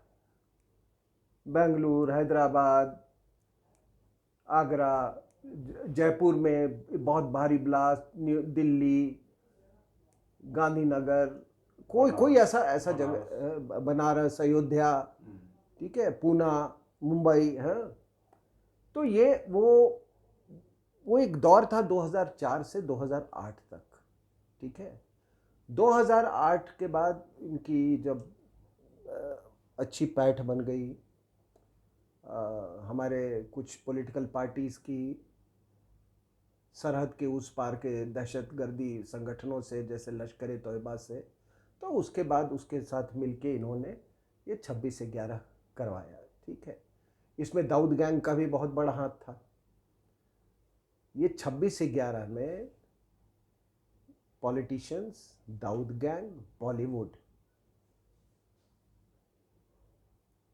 वो बॉलीवुड का जो वो सबसे नालायक जो डायरेक्टर जो था, प्रोड्यूसर डायरेक्टर जो है, उसका भतीजा भी इसमें इन्वॉल्व था, या बेटा, जो भी उसमें इन्वॉल्व था। बड़े सस्ते में छूट गया, उसकी अपनी सरकार थी उस समय, इसलिए ज़्यादा कुछ नहीं हो सका। तो ये जैसा कि मैंने कहा, अगर पूरी बॉलीवुड की पृष्ठभूमि देख लें शुरू से लेकर, तो ये जिहादियों का ये गढ़ रहा है। तो ये मैंने कहा था कि ये यहाँ तक नहीं पहुँच पाए थे माओवादियों के साथ, लेकिन बाद के दिनों में वो फिर, आप अगर यहाँ देखें तो ये देखिए सीधे इनका फिर न्यू दिल्ली से आके ये हो गया। अब बांग्लादेश से तो जिहादी थे, अब क्या हुआ है 2022 में कि यहाँ पे ये अल कायदा का जो बेस है इस एरिया में, आज भी पकड़े गए हैं 2 मोरीगांव एरिया में, ये 2 अल कायदा के लिंक वाले जो असर अंसारुल टीम बांग्लादेश, ठीक है ना, ABT, Ansarul Bangladesh team, ABT, वो अल कायदा का एफिलिएट है। उनके अभी तक पिछले 7 महीने में 42 लोग पकड़े हैं जिनका अल कायदा के साथ लिंक्स, ठीक है। तो ये हुआ है। लेकिन अगर आप इसको उपलब्धियों में जाएं, आप अगर सबसे बड़ी बात जो हुई, मैंने कहा एक उपलब्धि, ये मैंने आपको बताया, नॉर्थ ईस्ट में हालात, जो इंसर्जेंसी थी ख़त्म, माओवाद में बहुत फ़र्क पड़ा है, ठीक है। उसके बाद मैंने कहा जो बॉम्ब ब्लास्ट होते थे उनमें कमी आ गई है, इसलिए नहीं क्योंकि उनकी मानसिकता, जिहादियों की मानसिकता बदली है, इसलिए क्योंकि हमारे सिक्योरिटी फोर्स की मुस्तैदी ज़्यादा बढ़ गई है। और आपको बहुत इस बात पे गर्व करना पड़ेगा कि जो हमारे दिल्ली पुलिस की जो एंटी टेररिस्ट जो अपरेटस है, वो बहुत दुनिया की सबसे बेहतरीन है। हम लोग को इस बात का एहसास नहीं होता है कि कितने ऐसे खतरनाक ये बॉम्ब ब्लास्ट को अंजाम के पहुंचने से पहले ये लोग उसको बर्बाद कर देते हैं या डिफ्यूज़ कर देते हैं, और इसके कई तरीके होते हैं। तो ये दूसरी बात आपने देखा कि मैंने कहा ये उपलब्धि आपकी 370 हटा, और 370 एक ऐसे समय पे हटा कि मैं आपको बताऊं, अभी मैं जम्मू गया था, मेरा पुष्पेंद्र जी का अखनूर में वो टॉक था। वहां के जब मैं लोगों से मिला, वो कहते कि अगर 2 साल और ये 370 हटाने में सरकार देरी करती, कहता हमें भी कश्मीरी हिंदुओं की तरफ पलायन करना होता। और पलायन सिर्फ कश्मीर से नहीं हो रहा है, वेस्ट बंगाल में भी पलायन हो रहा है बॉर्डर एरिया से हिंदुओं का, जो कि जिसकी कोई लेखा जोखा नहीं है, उसके बारे में कोई रिपोर्टिंग नहीं करता है, खबर ही नहीं आती, उसकी खबर ही नहीं आती है। तो ये इन्होंने, और मुझे जिन लोगों से मेरी ताल्लुकात हुई वहाँ पे, मेरी बातचीत हुई, वो बड़े ओहदे पे लोग थे, मतलब सिविल में बड़े पावरफुल लोग। उन्होंने कहा कि हमने अपना विकल्प ढूंढ लिया था देश के अलग दूसरे हिस्सों में, कि अगर हमको क्योंकि हम बिल्कुल मन बना चुके थे यहाँ छोड़ने का, ऐसे हालात पैदा हो गए थे। ऐसे हालात ये महबूबा मुफ्ती और ये जो आपके अब्दुल्ला ने क्रिएट किया था, वो ये अब जाके उनको सांस में राहत की सांस मिली है। तो ये केवल 370 की बात नहीं थी। अगर पाकिस्तान नहीं बनता तो 370 की भी जरूरत नहीं पड़ती, और 370 की जरूरत नहीं पड़ती तो आप समझिए कि इतनी बड़ी जो हमने वहां पे हमने जो जंग लड़ी है प्रॉक्सी वॉर के अगेंस्ट, कितना पैसा खर्च हुआ, कितना ये हुआ। तो ये लेकिन मैंने कहा कि परिस्थिति में कुछ नाकूल परिस्थिति भी, कुछ नाकूल कुछ घटनाएं जो हैं वो उसको बड़ी गंभीर वो चुनौती हमको देती हैं, और वो है ये खालिस्तान। और पूरी जिम्मेदारी के साथ मैं ये कह रहा हूं कि अगर ये कोई कहता है कि इसमें केवल थोड़े लोग इसमें शामिल हैं, मैं इस बात को मानने के लिए तैयार नहीं हूं। मैंने भी फौज में सेवाएं दी हैं, मेरे भी लोग वहाँ हैं, मैं भी दौरा करता रहता हूँ जगहों का। कम से कम वहाँ की 60% आवाम जो है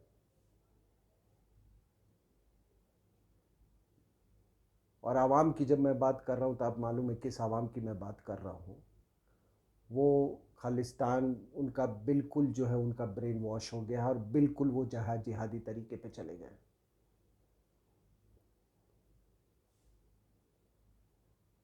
और अगर आप ये भी बात मुझे कहने में कोई हिचकिचाहट नहीं होगी कि सारा का सारा खालिस्तान प्रोजेक्ट जो है ये बाहर के द्वारा संचालित है, और उसका ये जो आज की जो मौजूदा सरकार है वो उसका सबसे बड़ा हिस्सा है। और इसलिए अगर कोई कहता है कि ट्रूडो खालिस्तान का प्रेसिडेंट है तो वो गलत नहीं होगा। और इसलिए जब मैं ये पूरे आपको बॉर्डर एरियाज का मैं बता रहा था, जैसे राजस्थान 1100 किलोमीटर बॉर्डर पाकिस्तान के साथ, पंजाब 500 किलोमीटर बॉर्डर, मैं इसलिए बता रहा था आपको ये बॉर्डर्स का। आप एक बात पे ध्यान देना कि ये जो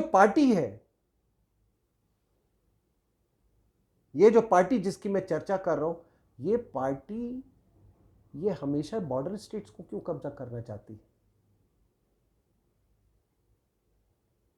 इनकी मंशा क्या है? अभी गुजरात में आपको मालूम है, गुजरात में भी 500 किलोमीटर का बॉर्डर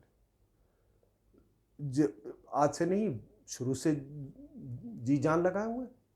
पंजाब सबको मालूम है कि इसका खालिस्तानियों के साथ क्या नेक्सस है। तो इस बात को ध्यान देखिएगा कि ये जितने ये पॉलिटिकल दुश्मन नहीं है, ये देश के दुश्मन है। वो अच्छी बातें पॉलिटिक्स में ये होता है वो सब वो हम जानते हैं, हमने पहले भी सरकारें देख रही है कि जब राष्ट्रीय सुरक्षा की बात आती थी तो सरकार, तो चाहे वो जो केंद्र की सरकार और स्टेट्स की सरकार जो है, बॉर्डर स्टेट्स की, वो बिल्कुल कदम में कदम मिला के चलती थी। अमरिंदर सिंह जब चीफ मिनिस्टर थे तो नहीं, बिल्कुल कोऑर्डिनेशन था, वो सब कुछ था, because he is a patriotic man. तो ये सबसे बड़ी जो मतलब ये पिछले 12 साल में जो बदलाव है, ये इस लोग के है। अच्छा, ये देखिए, आप ये मैं खालिस्तान की बात कर रहा हूँ। ये बहुत चिंता का विषय है।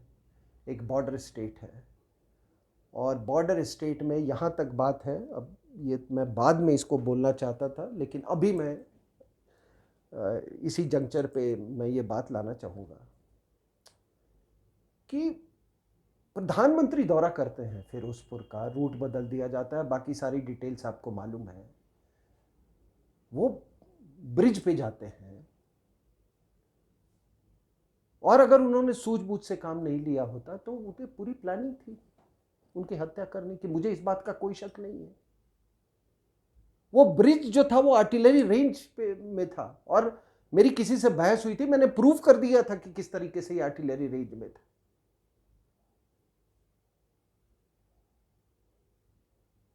तो उन्होंने वो जो सो कॉल्ड, ये जो खाली जो फार्मर वाले, जो एजिटेशन वाले, मैं भी फार्मर हूं, लेकिन इनकी तरह नालायक नहीं हूं मैं। उन लोगों ने पूरी प्लानिंग की हुई थी उसको ये करने की।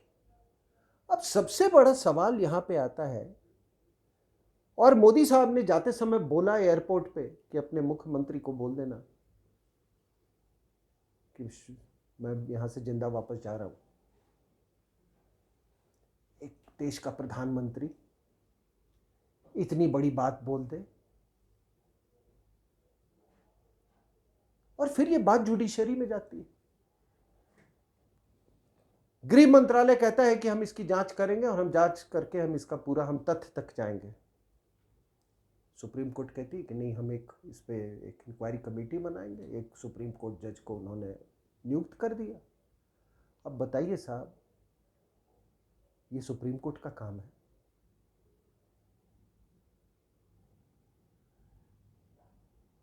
ये सुप्रीम कोर्ट का काम है? सुप्रीम कोर्ट के क्या अपरेटस है उसके पास ऐसी चीजों का तहकीकात करने का? Isn't it a government responsibility? खुदा न खास्ते अगर कल एक सुप्रीम कोर्ट जज के साथ ये ऐसा ही कुछ घटना घट जाए, तो अपनी भी इंक्वायरी वो एक कमेटी के द्वारा करवाएंगे, और उसके बाद प्ली किया दिया जाता है कि नहीं, हम इसलिए चाहता है कि दोनों पक्ष अपना ये रखें।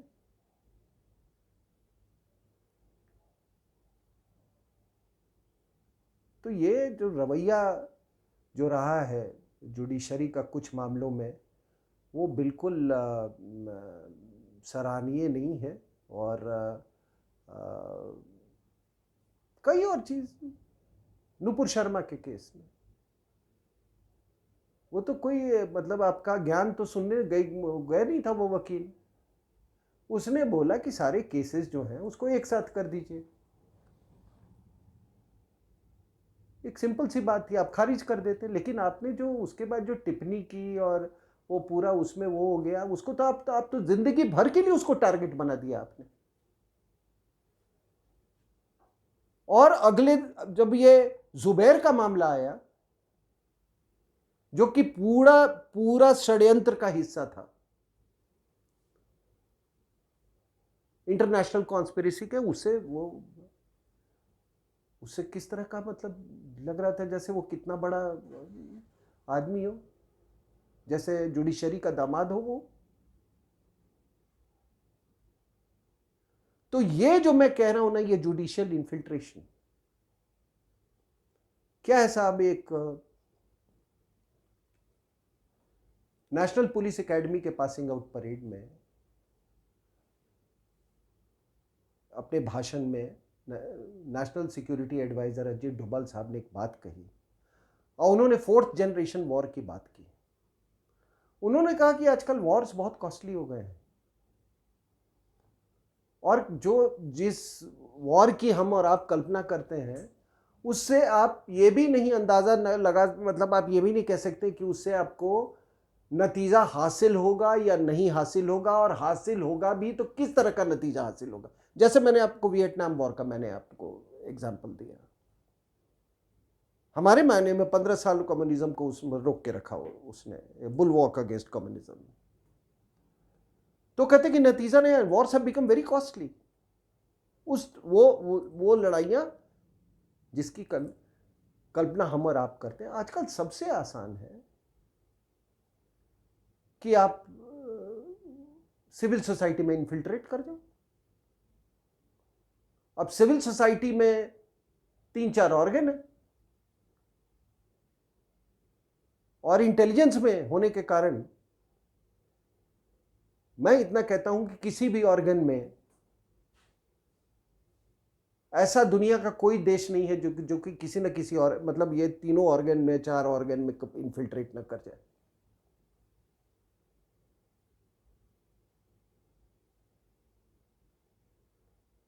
तो सबसे आसान है आपके 300। उन्होंने कहा कि बिकॉज सिविल सोसाइटी को सबवर्ट किया जा सकता है, मैनिपुलेट किया जा सकता है सिविल सोसाइटी को। आपने यहां तमाम टेलीविजन चैनल्स देखे, आपने देखा कि किस तरीके से यकूब मेमन के उसमें वो रात को कोर्ट में हियरिंग हुई है।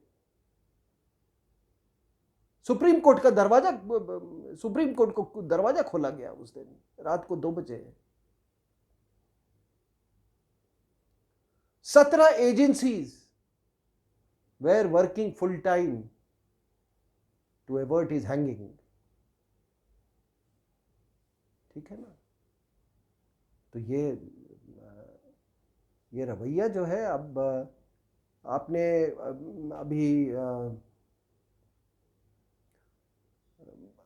जो मैंने बात कही पंजाब की मोदी के उस पे जो लाइफ पे अटेम्प्ट हुआ था, आपने एक एसएसपी को बस कह दिया कि वो एसएसपी की गलती थी। SSP is just an important कॉग but still a very small कॉग। साहब, देश का प्रधानमंत्री ट्रैवल कर रहा है और किसी के मेहरबानी से नहीं।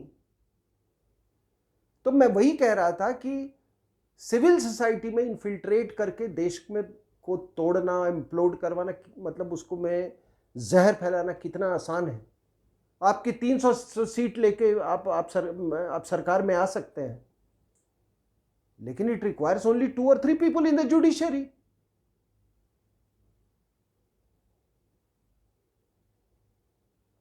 और भाई आप कंटेम्प्ट ऑफ कोर्ट, मैंने नहीं प्रेस कॉन्फ्रेंस बुलाया था। प्रेस कॉन्फ्रेंस से सबको याद होगा मिलॉर्ड्स ने बुलाया था, और उसमें कितना जहर बह रहा होगा कि उनको ऐसा महसूस हुआ कि प्रेस कॉन्फ्रेंस बुलाने की जरूरत है। कभी कभी मुझे ये लगता है कि ये जिसको पूरी दुनिया जानती है कि ये सबसे बड़े क्रूक्स, ये सबसे बड़े चोर, ये सबसे बड़े एंटी नेशनल, ये सबको मालूम है। It's a common knowledge. उनको टेलीविजन पे देखते हैं। षड्यंत्रकारी, एक पैर पॉलिटिक्स में, दूसरा पैर जुडिशरी में, और वो लोग जो कोई जीरो लॉस थ्योरी देता है, कोई कुछ, वो सब हार्डकोर लेफ्टिस्ट, कितनी इज्जत पाते हैं वो लोग। अस्तित्व शीतलवाद को देख लो, हमारा आप होते तो कभी नहीं निकलते वहां से। जो दंगे करवाए, झूठा गवाह पेश करे।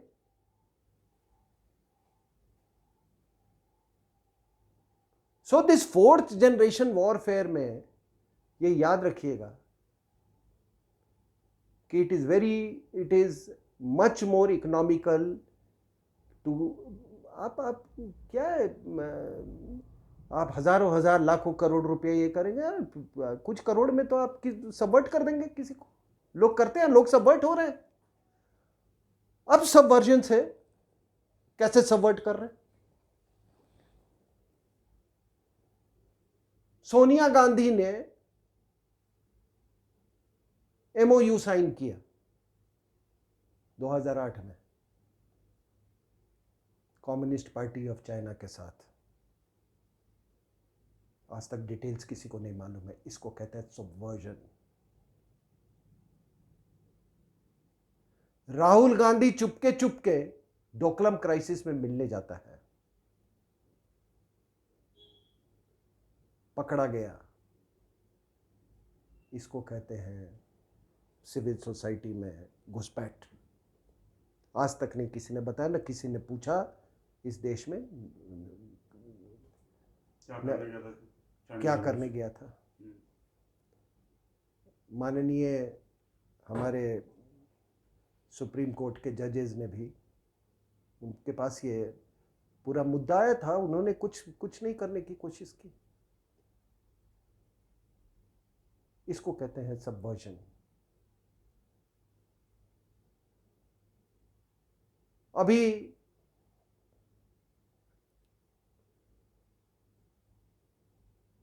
वो पॉलिटिशियन जो है वो पदयात्रा पे है। अब आप सोचो साहब कि मैंने कहा चर्च का रोल, अब इससे भी ज़्यादा आपको कोई मिसाल चाहिए? वो साउथ इंडिया में एक चर्च के पोनियन क्या नाम है, उससे मिलता है, वो उसको पूरा ज्ञान दे रहा है क्रिश्चियनिटी के बारे में कि जीसस ही सबसे बड़ा ये है, ये शक्ति वक्ति ये सब बेकार है। साहब अगर इतना इस्लाम पर बोलता ना तो अभी सर तन से जुदा का नारे लगने लगते। इसके खिलाफ, उस पादड़ी के खिलाफ ही नहीं, इसके खिलाफ भी। ये चुपचाप सुन रहा है। अगर इस्लाम के बारे में वो कुछ बोला होता तो ये विदेशी महिला का बेटा ये पक्का ऑब्जेक्ट करता, क्योंकि उसको मालूम है। तो ये लोग कौन फोर्सेस को केटर कर रहे हैं। और कहने को ये भी कहा गया था एक बार कि ये तो जनेऊधारी हिंदू है। तो आप देख लो किस तरह के फोर्सेस। आखिर इस पदयात्रा में उस नालायक पादड़ी जिसकी चेकर्ड हिस्ट्री है उससे मिलने की क्या ये जरूरत है? So these are the people who are in truck with the jihadis, who are in truck with the Maoists. ये है आंतरिक ये खतरा आज। लेकिन आपको मैंने कहा कि जब हम 2022 की बात करते हैं,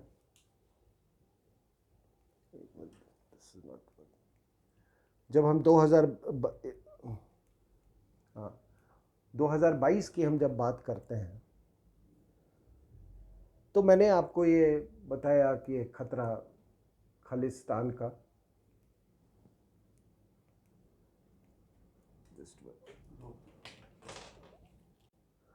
जब हम 2000 की बात करते हैं तो मैंने कहा कि जो सबसे बड़ा चेंज आया है, और आप नक्शे में देखिए ये एरो, ये बिल्कुल अफगानिस्तान से ये एरो मैंने खींचा है, क्योंकि ये लश्कर तोयबा और जैश ए मोहम्मद जैसे संगठन ये केवल पाकिस्तान से ही नहीं है पाकिस्तान से ऑपरेट जरूर कर रहे हैं, लेकिन इनकी तारें अफगानिस्तान में भी हैं। और ये देखिए अफगानिस्तान से ये लश्कर तोयबा, जैश ए मोहम्मद, ये सब ये पहले की तरह इधर हावी हैं कश्मीर की तरफ। लेकिन ग्लोबल जिहाद ये देखिए किस तरीके से ये आ रहा है, और ये कहाँ तक पहुँच रहा है, तो बिल्कुल दिल्ली तक, दिल्ली और उसके बियॉन्ड। ये एरो देखिए, ये फ़र्क है 2010 और 2022 में। ये ग्लोबल जिहाद का हमने पूरा दृश्य देखा शाहीन बाग में।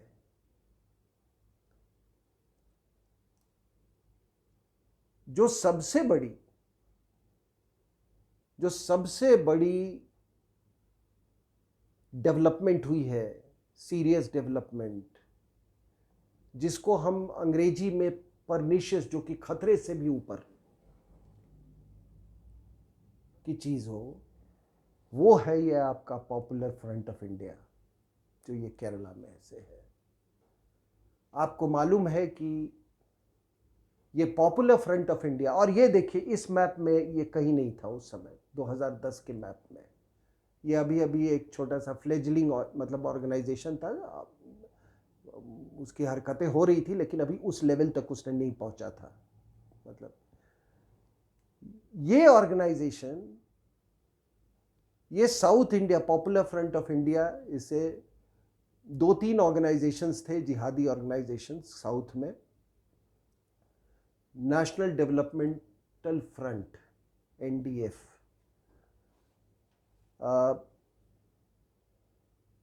चेन्नई में, तमिलनाडु में मनीथा नीति पासराई ऐसे करके एक ऑर्गेनाइजेशन है, जिसने आरएसएस के 12-14 लोगों को गला काट दिया था। कर्नाटका में कर्नाटका फोरम ऑफ डिग्निटी, ये ऑर्गेनाइजेशंस मिलके इन्होंने पॉपुलर फ्रंट ऑफ इंडिया बनाया। 2010 में ही इन पर रेड हुआ था, और इनके जो लिंक्स थे अल-कायदा से, वो सारे के सारे कोर्ट में पेश किए गए थे। ठीक है, इन्होंने, एक प्रोफेसर जोसेफ था, उसने कुछ एक क्वेश्चन किया था, जिसमें उन्होंने मोहम्मद साहब के उसमें के संदर्भ में कोई सवाल लिखा था, कुछ इस तरह से, उसका उन्होंने हाथ काट दिया पॉपुलर फ्रंट ऑफ इंडिया ने। ये बढ़ते बढ़ते पॉपुलर फ्रंट ऑफ इंडिया ये गोवा तक जाती है। गोवा में सिटीजन्स फोरम था, उसको अपने दायरे में ले लेती है। फिर ये आपको मुंबई ये सब होते हुए ये राजस्थान पहुंचती है। राजस्थान में सोशल एंड इकोनॉमिक फोरम करके ऐसे एक वो था, उसमें उसको अपने आगोश में ले लेती है। फिर आगे बढ़ती है, और ऐसे कर करके ये दिल्ली पहुंच जाती है। ये अब ये देखिए, अब लोग ये नहीं जानते हैं कि साउथ इंडिया में जो रेडिकलाइजेशन है वो नॉर्थ इंडिया से, कश्मीर से बहुत पहले से है। लोग वो 1921 वाली मोपला रेबिलियन ना भूलें, वो जिसको मोपला रेबिलियन जो कहते हैं, वो एक्चुअली जिहाद था, और उसमें एक दिन में 38 लोगों का, हिंदुओं का सर से तन से जुदा किया गया था। मैं खिलाफत मूवमेंट की बात कर रहा हूं। 70s में जब गल्फ का बूम आया ऑयल का, तो इनके पास पैसे की कमी है, जब गल्फ जाने लगे वहां से पूरे के पूरे रेडिकलाइज्ड होके आते थे। आज ये देखिए, ये पूरा इनका जो इनरोड्स है, होते होते न्यू दिल्ली पर आ गया। और न्यू दिल्ली में हमारे और आपके नाक के नीचे वो शाहीन बाग में जो आपने दृश्य देखा, वो शर्जील इमाम का ये कहना कि हम ये चिकन नेक को हम भारत से अलग कर देंगे, हम इसका हलाल कर देंगे, और ये अब धीरे धीरे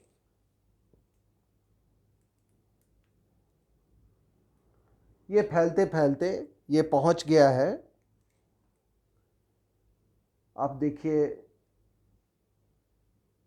अभी बिहार में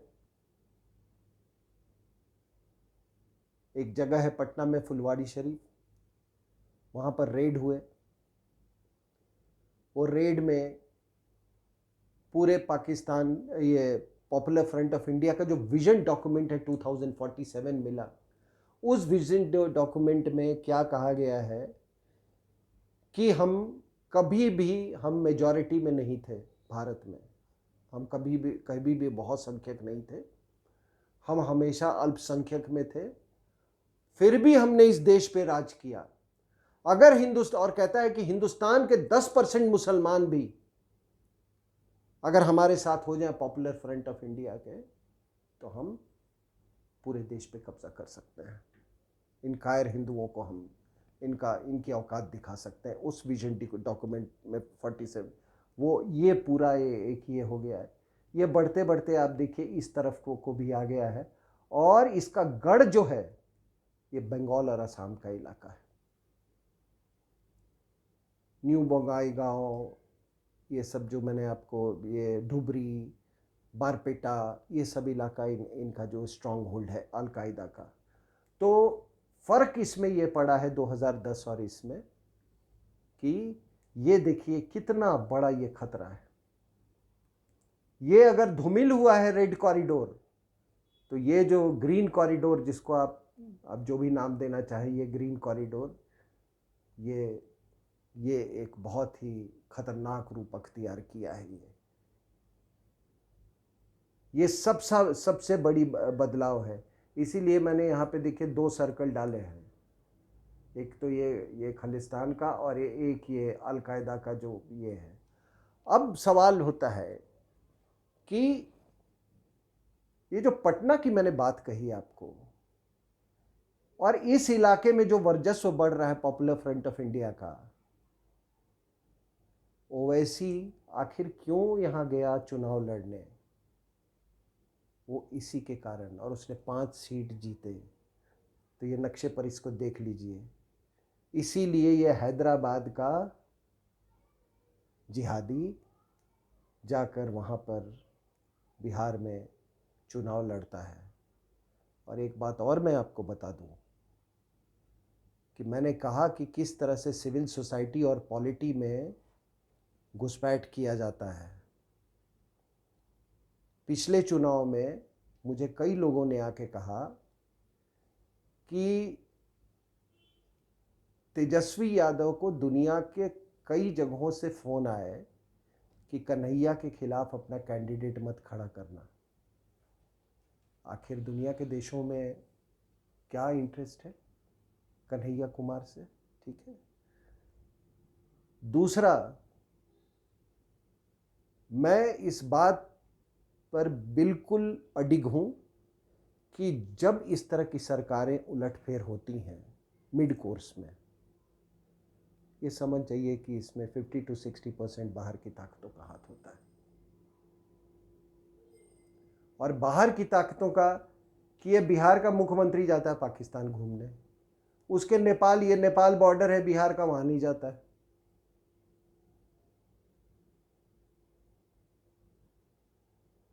तो ये सब बाहर की ताकतों के द्वारा ये कंट्रोल्ड है।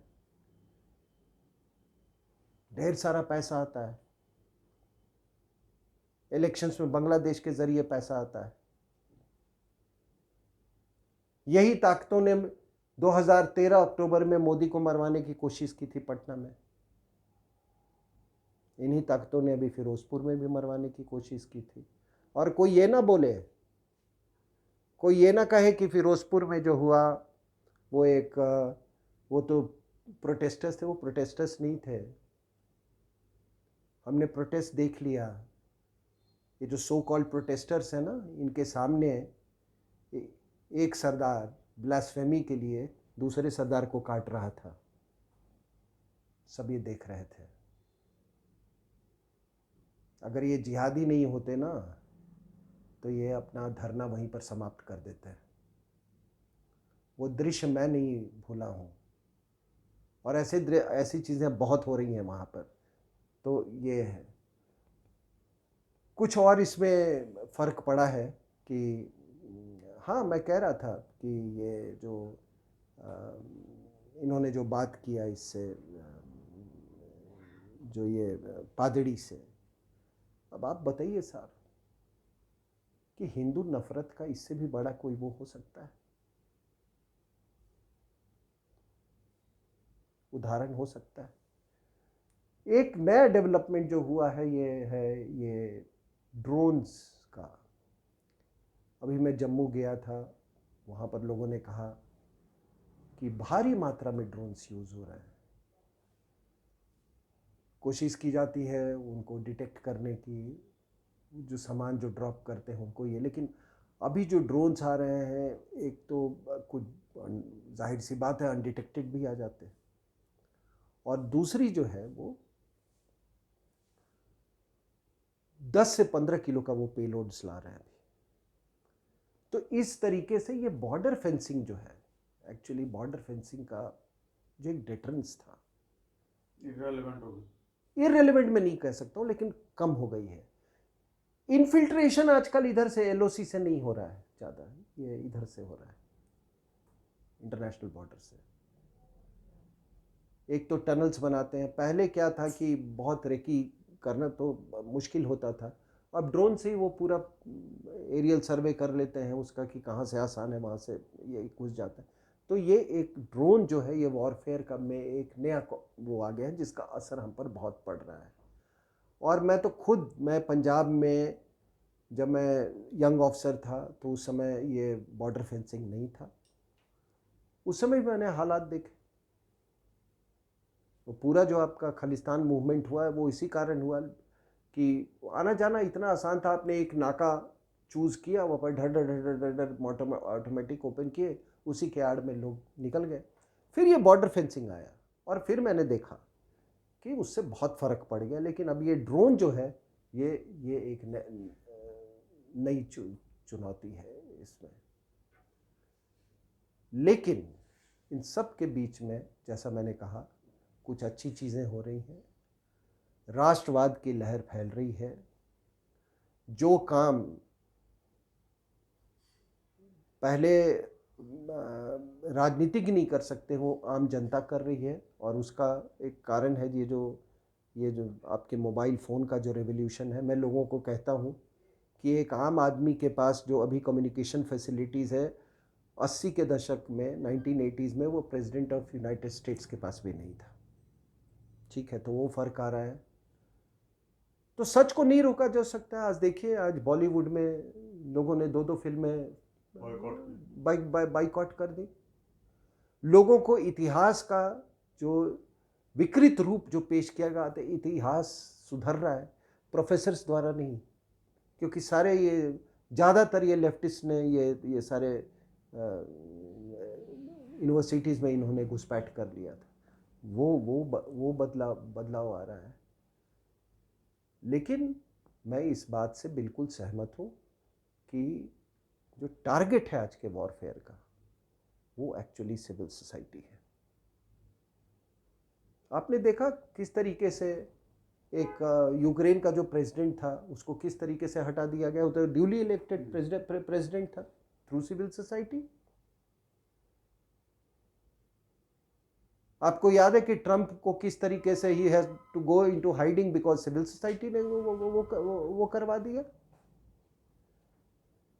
इस मामले में चाइनीज वो है, उन्होंने अपना पूरा आयरन कर्टन लगाया हुआ है, आप कुछ नहीं कर सकते हो। और यहां तक कि आप देखो आज जो भी उइगर मुसलमानों के साथ हो रहा था, कोई ना उसका ओआईसी उसकी भर्त्सना करता है, कोई ना हमारे यहाँ के मुसलमान उसकी भर्त्सना नहीं करते हैं। तो किस तरह की ये साजिश है देश के खिलाफ, ये लोगों को समझना चाहिए। तो मैंने सोचा कि ये 2010 से 2022 की जो जर्नी है, किस तरीके से बदलाव आया है, कौन कौन सी चीज़ों में एक ये हुआ है। बाकी बदलाव तो फॉरेन पॉलिसी में आप देख ही रहे हैं,